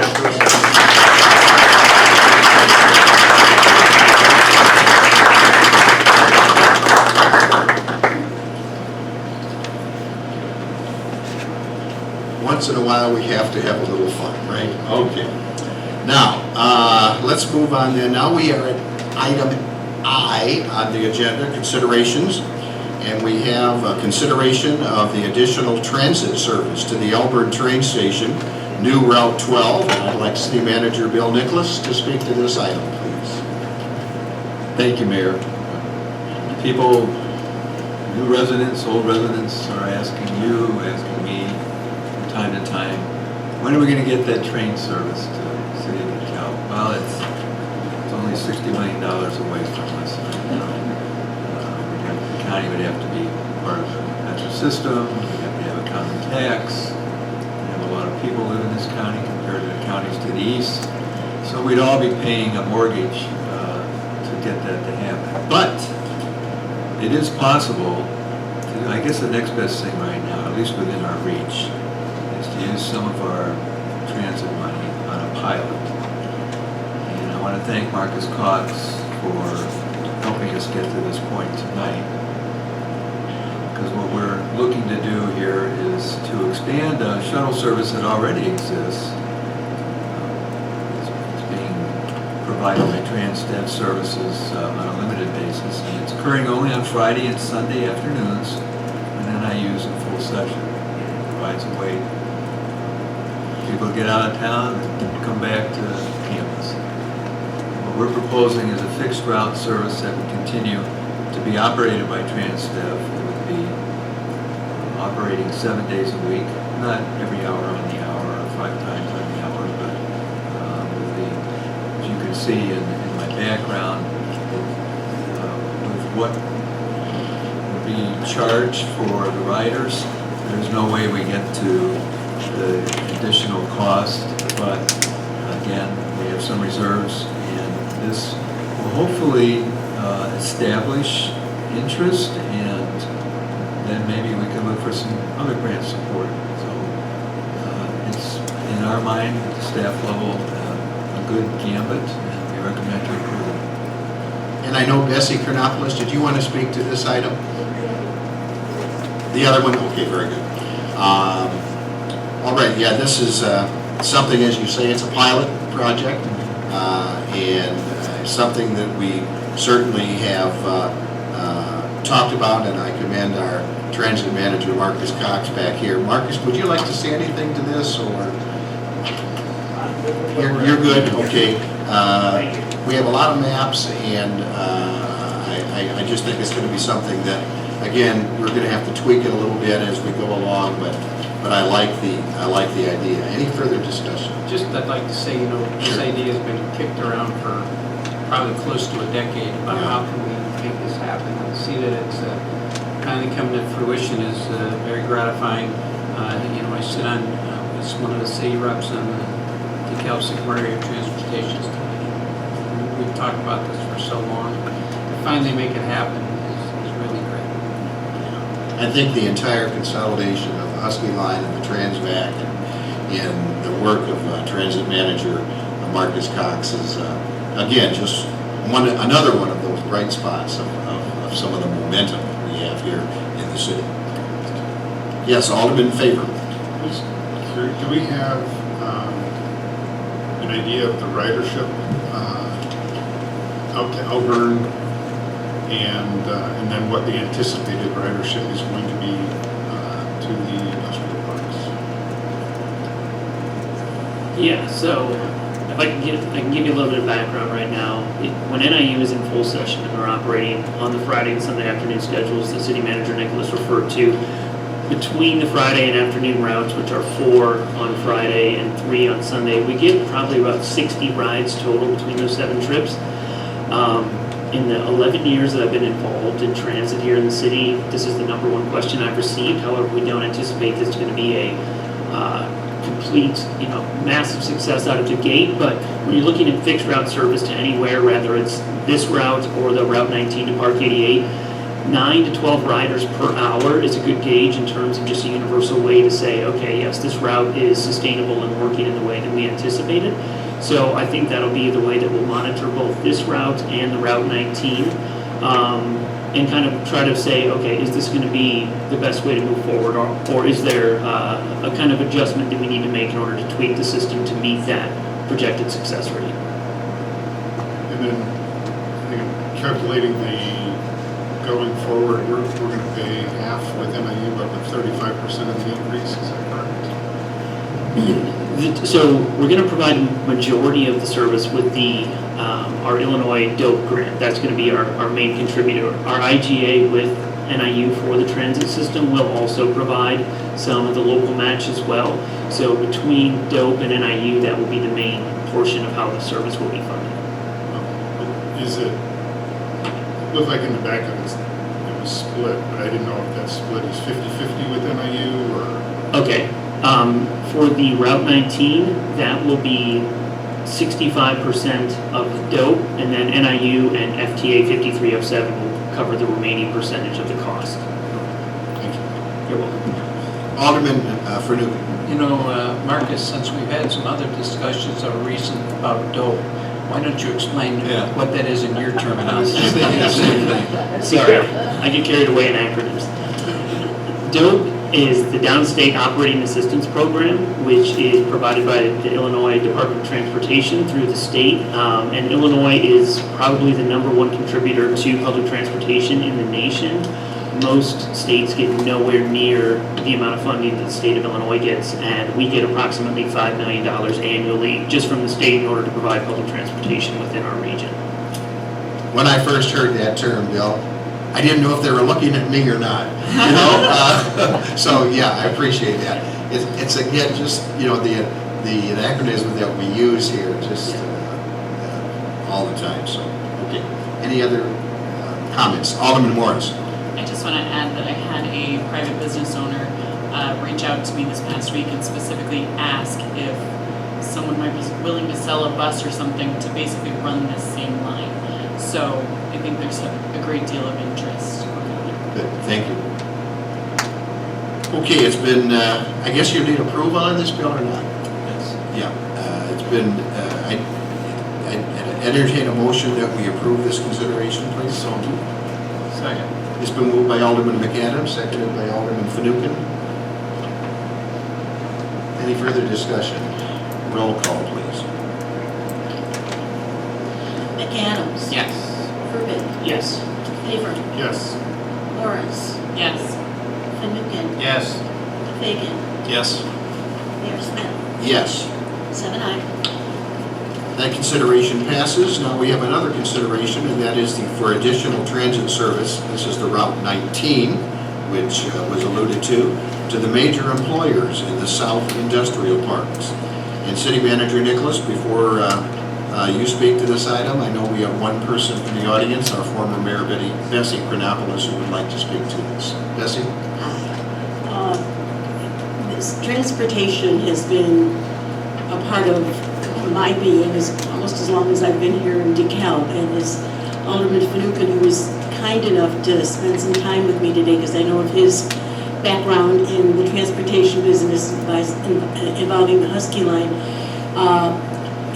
It's so good to see some progress being made. It's good to see the progress being made with the Elburn situation, and it's good to see that we are getting transportation that is much needed in this community.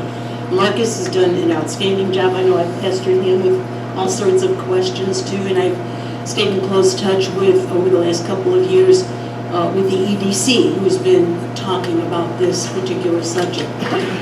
However, I do have something that I'd like to kind of seed to plant in council's head, and we've talked about the word accountability, and I've shared this with Marcus and as well with Alderman Fanouken today.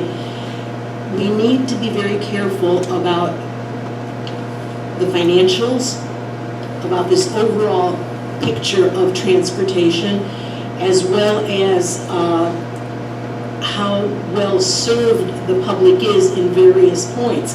And Bill did give me some maps so I could look at those a little bit more and answer some questions that people, ask. Why don't we have something here? Why don't we have that? Why is that bus empty? Why is that bus full? Those kinds of things.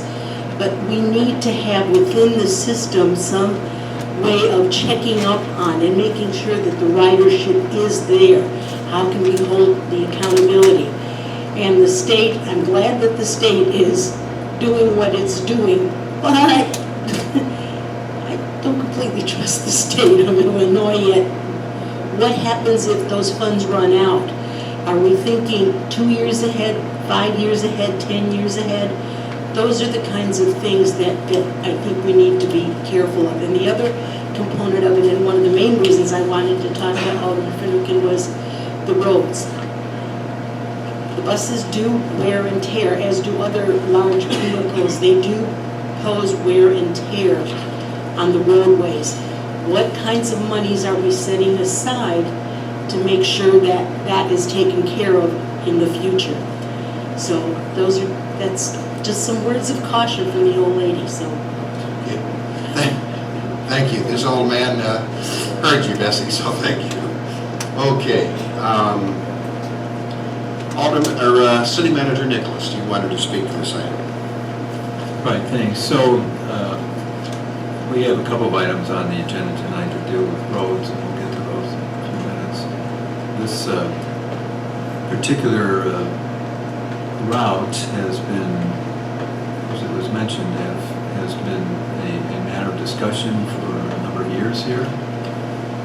I understand the history of it, and there have been periodic contacts with major corporate partners in Park 88, elsewhere along the route that's proposed here tonight to help participate. I think there's been let's see how it works, let's see if they actually come to my door approach, and I think, so what we're going to do here is show that we can get there, and also we're going to make a route that sweeps through parts of town where potential workers might live, and help take people to these places of employment and take them back.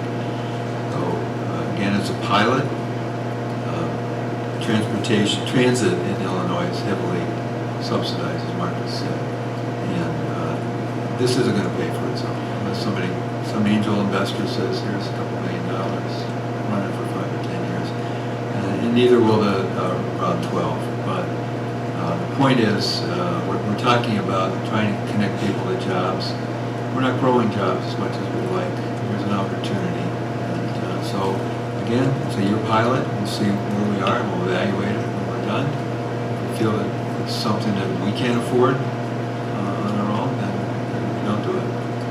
That's This has received considerable discussion at our City Economic Development Commission. Alderman Fagan, you've been our council liaison, so you're very familiar with this. And I think, too, it sends a message to Target and Nestle and Panduit and 3M that, we are interested in helping them perhaps address some needs and bringing workers into that area. So, Mayor, I should have added one thing. Yeah. This would supplant a service, a much more economical service, to be sure, that VAC had provided for many years, which is the door-to-door, on-demand type service, not fixed route, variable route, and that does work, but you have to kind of get in the quay. It's not something, oh gosh, I can't get a ride to work today. Yeah. a bus there to jump on, so. Alderman Fagan?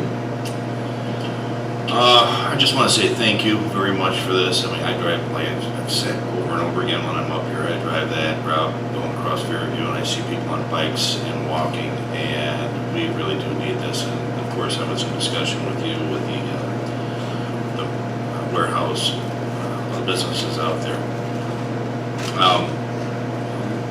In concern with Bessie, I understand wholeheartedly what we have to look at for the future and what we can afford and what we can't afford.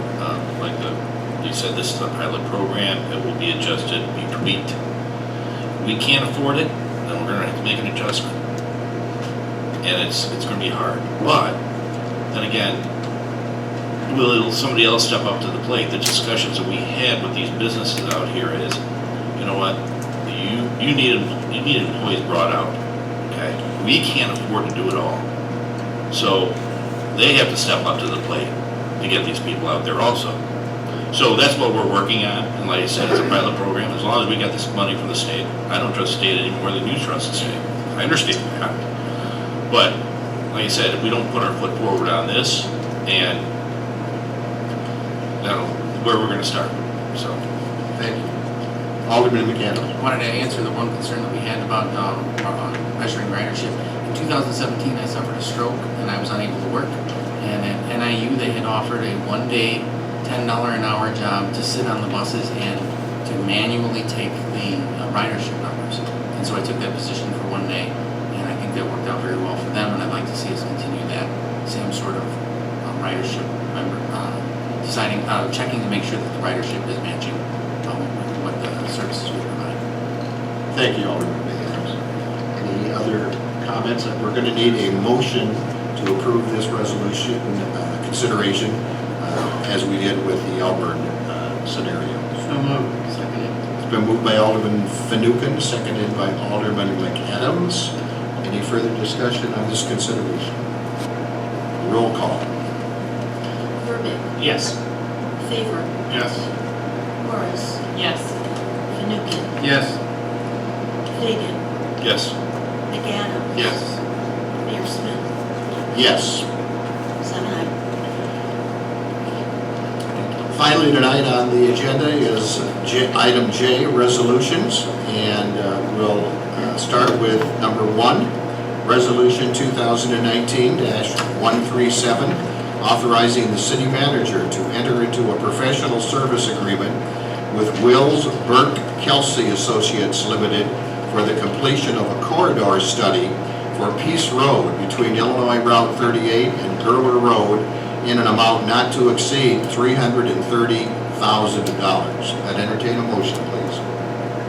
So moved. Second? It's been moved by Alderman Verbeek, seconded by Alderman Favor. City Manager Nicholas, please. Thank you, Mayor. This is something that we need to be alert to, and we were in this case. We received notice that state and federal funding is available to help improve portions of the Peace Road corridor. That's a multi-jurisdictional arterial, runs from Gurler on the south, goes a long way, goes up into that other town to the north.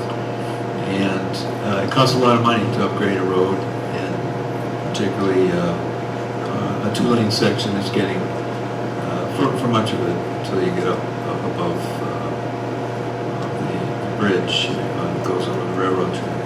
And that wear and tear not only poses maintenance issues, but we're also looking at doing some widening south of the railroad bridge and also south to Gurler. So our share locally is to help with the engineering. On our pre-qualified list is Wills Burke Kelsey, and we are recommending tonight that a portion of this design work be done in FY19 and the remaining be done in 2020. We're splitting it roughly thirds here, $110,000 for 19 and $220,000 for 20. And we have a fund balance in our fuel tax fund to do this. We recommend it. jump on this. We don't want to lose the possibility of the state and federal assistance to do this. There will be local funds to do what needs to be done if we do. Any further discussion? Roll call, please. Favor, Yes. Morris, Yes. Fanouken, Yes. Fagan, Yes. McAdams. Yes. Burbank. Yes. Mayor Smith, Yes, 7-0. that resolution is approved as presented. Thank you. Number 2, Resolution 2019-138, authorizing the expenditure of FY 2019 motor fuel tax funds to initiate engineering services for the completion of a corridor study for Peace Road between Illinois Route 38 and Gerler Road in an amount not to exceed $110,000. I'd entertain a motion, please. So moved. Been moved by Alderman Favor, seconded by Alderman McAdams. City Manager Nicholas. This looks pretty familiar, doesn't it? Yes. But this is required, IDOT requires a resolution. It's a very specific resolution for the expenditure of any state or fuel tax funds. That's what this is about. I recommend your support. Any further discussion? Roll call, please. Morris, Yes. Fanouken, Yes. Smith, sorry. Fagan, Yes. McAdams. Yes. Burbank. Yes. Favor, Yes. Mayor Smith, Yes. 7-0. That resolution is approved as presented. Number 3, Resolution 2019-139, authorizing the sale of real property located at 1101 North First Street, PIN 08-14-305-018, in the amount of $80,000. I'd entertain a motion, please. So moved. Seconded. Been moved by Alderman Morris, seconded by Alderman McAdams. City Manager Nicholas, please.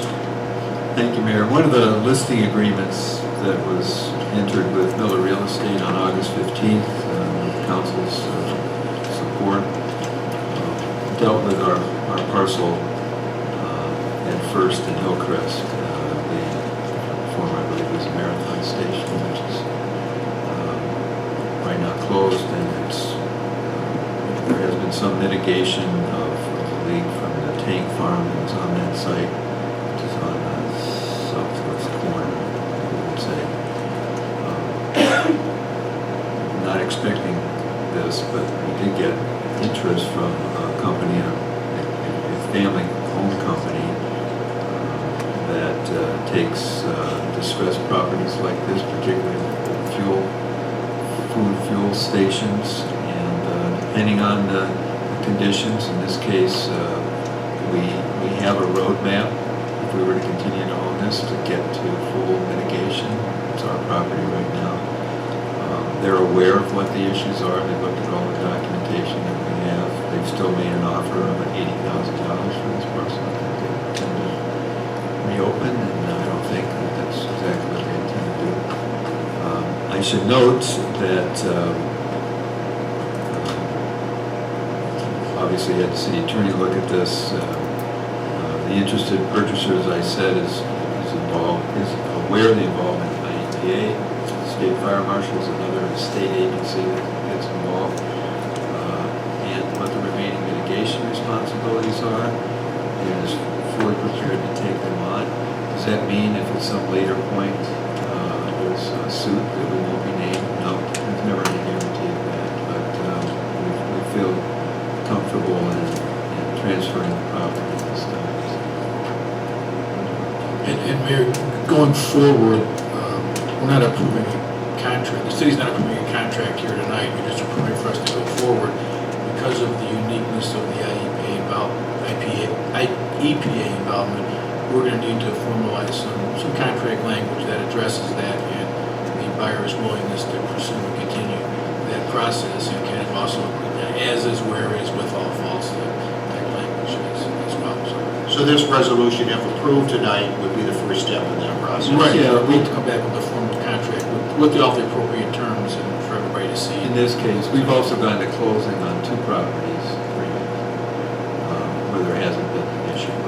But you'd be comfortable with approval tonight on this There's- resolution? Well, they want to know, Sure. what's the council's pleasure, and so I would put it on the agenda and come to you for this. The potential buyer has presented a $9,000 check for earnest money, so I think they're serious. Good. Okay, it has been moved and seconded. Any further discussion? Roll call, please. Fanouken, Yes. Fagan, Yes. McAdams. Yes. Verbic, Yes. Favor, Yes. Morris, Yes. Mayor Smith, Yes. 7 ayes. And our final resolution this evening, I will read it, and then I will explain how Alderman Fagan is recusing himself because perhaps he does business with the commercial establishment called for in this resolution. And that is Resolution 2019-140, supporting the issuance of a permit from the Illinois Department of Transportation authorizing Lovell's Discount Tire to proceed with work to reconstruct the commercial entrance at 424 East Lincoln Highway. Entertain a motion to approve this, please. Second. Been moved by Alderman McAdams, seconded by Alderman Morris. City Manager Nicholas, please. Last couple of months, really since the spring, the council's seen a couple of different things related to this site. We need a permit for the drive access from IDOT. That's what this is about.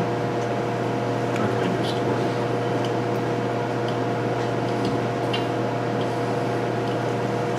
Any further discussion? Roll call, please. McAdams. Yes. Verbic, Yes. Favor, Yes. Morris, Yes. Fanouken, Yes. Mayor Smith, Yes. 6 ayes. That resolution is approved as presented. Welcome back, Alderman Fagan. Okay, I believe that's all of our business. Now we move into reports and communications. This is where we ask each of our council members to indicate if they have anything to report or communicate. And I would begin with our first ward Alderman, Carolyn Morris. Two things I want to note briefly. One of the things that came out during the IML conference that I attended this past weekend was a note that on Facebook, in a conversation, if there are 3 aldermen involved, it then becomes an OMA violation. So I just want to let the public know that. I want to make that clear, that if I notice that there are 2 aldermen or 3 aldermen tagged, 2 other aldermen besides myself, I may just leave it alone and not go anywhere near it.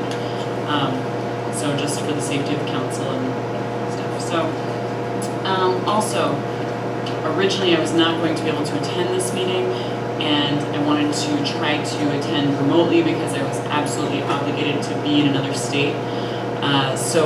But I was told that maybe we needed to pass an ordinance to allow that in the future or something of that nature. So I just wanted to bring that up and see if there are any other aldermen who want to support that with me moving forward.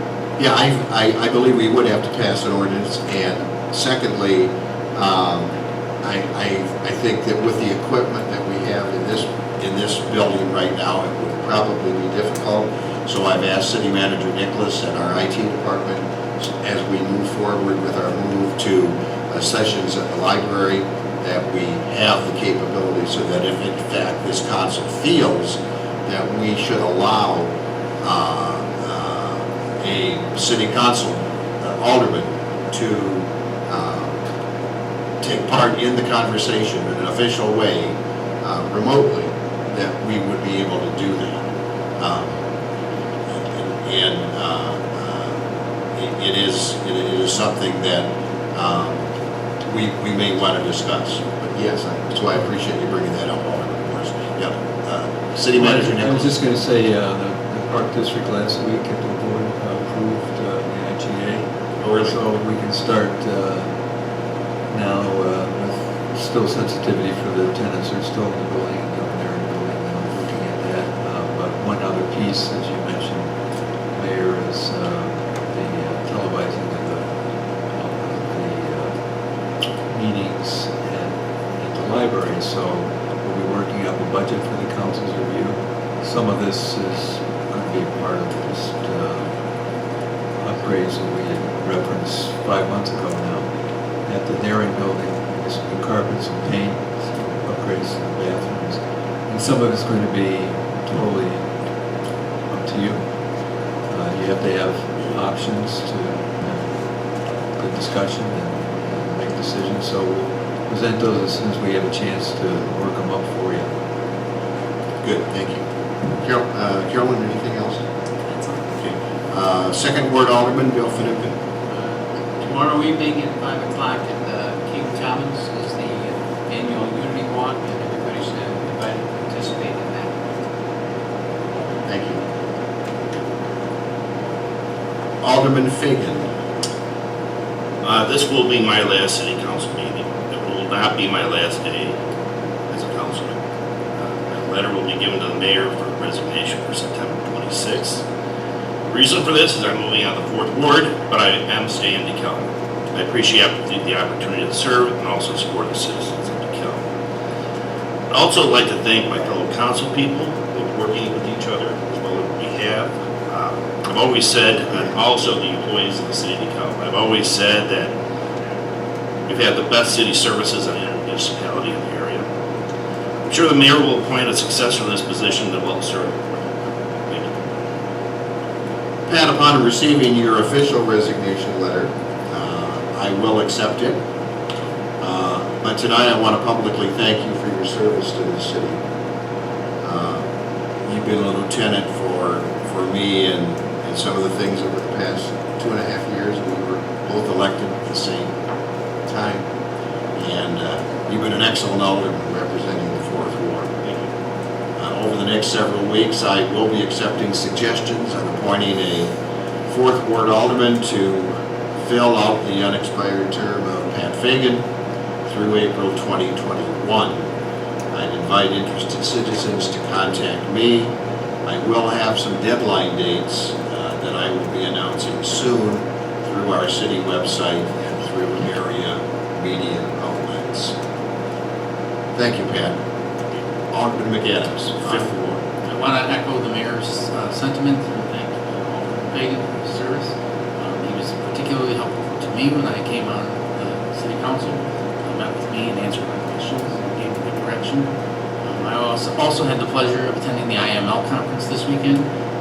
In the late 1970s and the early 1980s, my father attended that conference and he loved it and found it to be particularly helpful. My experience was the same. I found it to be extraordinarily enlightening and very informative. I learned a lot of things that I didn't know, and I think it was crucial to the city's success that aldermen and the mayor get to go to these and learn all about the different things that there were many conferences regarding the changes in state law. There have been an extraordinary number of changes in state law, and it was very informative and very helpful. Thank you. Alderman Verbeek. Thank you for your service, Alderman Fagan. You've left a legacy, including this evening, the sale of properties. Just how well you articulated why it's important for us to sell, free up money, create opportunities from these properties in DeKalb. So thank you for giving me that suggestion. I would echo Councilmember Morris's option or opportunity for us to discuss items remotely. I do understand, though, we still cannot vote remotely. Is that correct? So we could discuss items as council members, but not. If you are in, the council would need to approve an ordinance allowing remote attendance. And the reasons in the statute are work-related, generally, health-related, things like that. And that you are allowed to vote if you attend remotely, but the majority of the board needs to be here in person. So it's typically a one-off thing. my experience in doing this is the biggest problem with this is that because it doesn't happen very often, people don't really spend money on the technology to do it correctly. I mean, the worst example I've seen is the whole council standing around a table with a cell phone with some poor guy on it, and everybody standing around screaming in the cell phone, and them screaming back, and the public didn't know what was going on. The whole thing can look really silly, so, it really does need the right technology if it is going to work. Thank you. I'm targeting a ward meeting. I've had a lot of interest in a 6-ward meeting. Looking forward to that early to mid-October. To echo Councilmember Morris's point, what should the role of the future of the city clerk look like? How many hours are we expecting of that person to work beginning in the 2021 election? So as much as we're looking to take action on being productive today in the city clerk's office, I think it's very important for us to sort through what that should look like, aligning our city code to state statute, cleaning it all up, stepping up so that no one else has to go through this in the future, so that there's an understanding of what people are voting for when they go into the voters' booth. I think that's really important. Great news in the 6th Ward, one of our busiest gas and food stations, Fastmark, is now able to pump gas again after many months of delays. Second replacement of tanks after the first set didn't work out. So they're selling about 4,000 to 5,000 gallons of gas per day. So quite an impact on the city of DeKalb. Thank you, Mike. Our 7th Ward Alderman is Tony Faber. Thank you, Alderman Fagan. I appreciate your service. Just a reminder, it's been alluded to, but this Sunday is the Corn Classic 5K, 10K race ending in downtown with the Pace of DeKalb to follow shortly after. Great time. Good time to come out and get some food. And see you down there. For the mayor's report, I'd like to just take a couple of minutes to talk about a couple of things that have happened that are of interest to the city council and also to, hopefully, to the public. Mayor Kurt Lang and I, just from Sycamore, and myself have really had a great relationship. Since we were both elected 2.5 years ago, and we were asked by the Regional Planning Commission and by DeKalb County to see if we had some interest in getting our 14 municipalities in DeKalb County together. And so our thought was that we'd have a mayor's forum. We did meet a couple of weeks ago. We had 8 of the 14 municipalities physically there, and the consensus was that there was enough interest and enough synergies between our municipalities that we continue to meet on an informal basis. So we will be meeting again in December. That precipitated a conversation with Mayor Lang and I as we attended the latest meeting of the Northern Illinois Mayors Association in Stillman Valley, and Kurt has agreed to host that group, the NIU Mayor, the Northern Illinois Mayors, in November in Sycamore, and we'll have more information on that. Carolyn and Scott, I think, reported pretty well on the validity and on the strength of having the elected officials, along with a couple staff members, going to the Illinois Municipal League, which is the largest lobbying organization on behalf of municipalities in the city of DeKalb. And so, we talked about cannabis, we talked about attracting retail and commercial, we talked about social media and watchdog groups and the like, and it was very, very interesting. So thank you, Carolyn, and thank you, Scott, for your participation. I really, once again, enjoyed it immensely. Tomorrow I've asked Alderman McAdams to join me on a tour of a cannabis cultivation site over north of Rochelle, and also a cannabis dispensary in Rockford. This is a tour that has been put together by our state representative, Jeff Kiker. And so hopefully we will continue to learn a little bit more about cannabis as this council decides definitively what it wants to do in terms of a recreational dispensary. As Bill mentioned, I've been asked to participate in the NIU Unity March tomorrow afternoon. I'm honored to do that. Next week we have something called the Complete Count Committee, a new committee made up of various representatives and organizations as we, under the guidance of our Assistant City Manager Ray Munch, on letting folks know the importance of the 2020 census. It's just critical that we count everyone that we possibly can count in the city of DeKalb. And so we brought people together, people from those areas that we feel we need some assistance in validating the importance of the 2020 census. And so we'll be holding our first meeting, the Complete Count Committee, next week. And finally, on the 3rd of October, which I believe is a Thursday evening, the Northern Star will be holding a Freedom Forum, which will be featuring the political editor of the Chicago Tribune, Judge Brad Waller from our circuit here, along with Mark Cordes, who is the acting director of the NIU Law School, and that'll be held up at the Moot Court building or facility up at Northern. I believe that's in the library. Is that correct?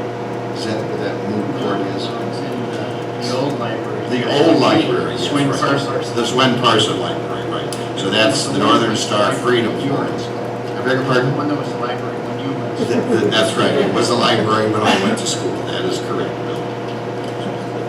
Okay, with that, those are some dates and some events that I thought would be interesting to our residents and for the council. I have nothing else this evening. City Manager Nicholas, to you. First, excuse me. Clerk Fazekas, do you have anything to report? No, I don't, thank you. Okay, thank you. Now, City Manager Nicholas. Thank you. Two quick things. I'll take my minute. One is I'm very pleased to report that on Friday I participated with the DeKalb Police Command staff in a special training that we had set up with collaboration and support of the command staff of the NIU Police Department. And there are two trainers, certified trainers in this particular program, which is, the acronym is RIGHT. Stands for Racial Intelligence Training Exercise. Both of the trainers were a person of color, and it was a very interesting and evocative training. We will be working on this through the next weeks and months to start running. We can't shut down a police department. Shifts and so forth, and I want to thank Chief Petrogallo for helping to put this together.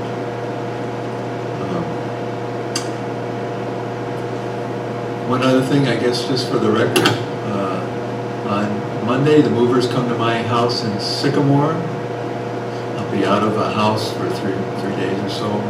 They moved me into my new house in DeKalb on Tuesday. I close on that house on Monday, so logistical issue here, not of my making. And so as of Tuesday, I am a proud owner of residential property in the city of DeKalb. Actually, I already am a proud owner of a lot, a vacant lot. I intended to build a house, but the press of business has been such that I haven't been able to attend to that. And so I chose a house. I appreciate City Manager Nicholas appreciates you calling attention to Chief Patrick Gallo. And John, I appreciate what you've done and how you performed as our police chief, and especially how you and Roger Scott performed at the community meeting following the arrest of the person over at the tower on Glidden and Lincoln Highway. I just want to very, very quickly relay something that perhaps is a microcosm of what we try to do in the city of DeKalb. Yesterday afternoon,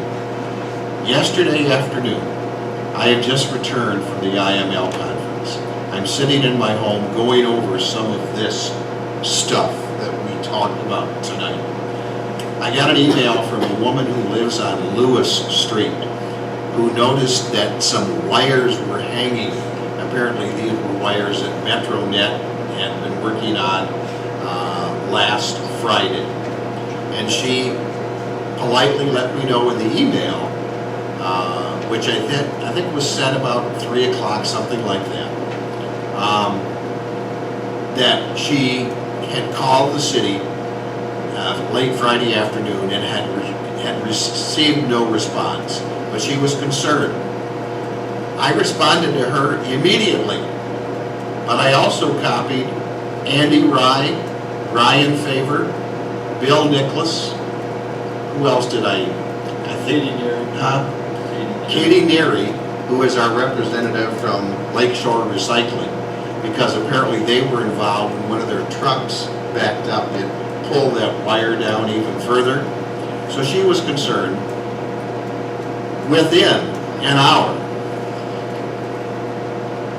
that lady had received emails from, in addition to the email that I replied to her, from Brian Favor, I believe from Andy Rye, from Katie Neary, who's living somewhere east of here, representing Lakeshore Recycling Systems.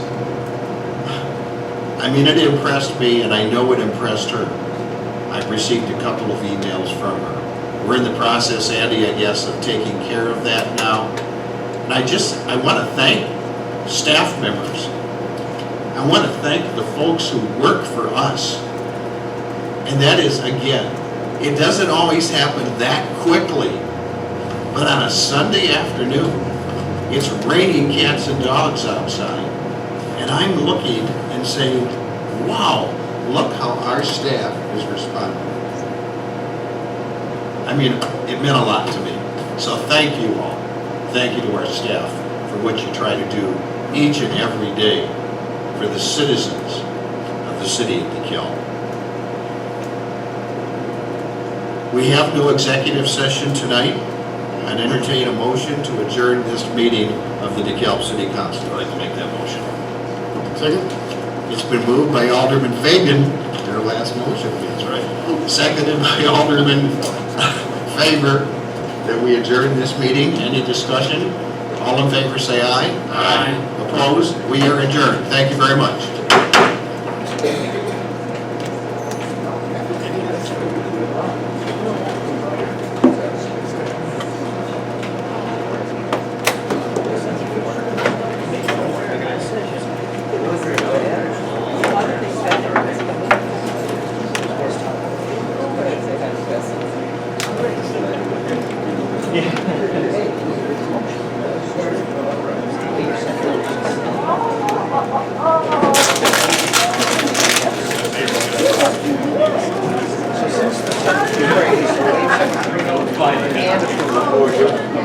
Both elements of that, they did not approve. When it was not approved, they do it. Yeah, let me. Way back. You're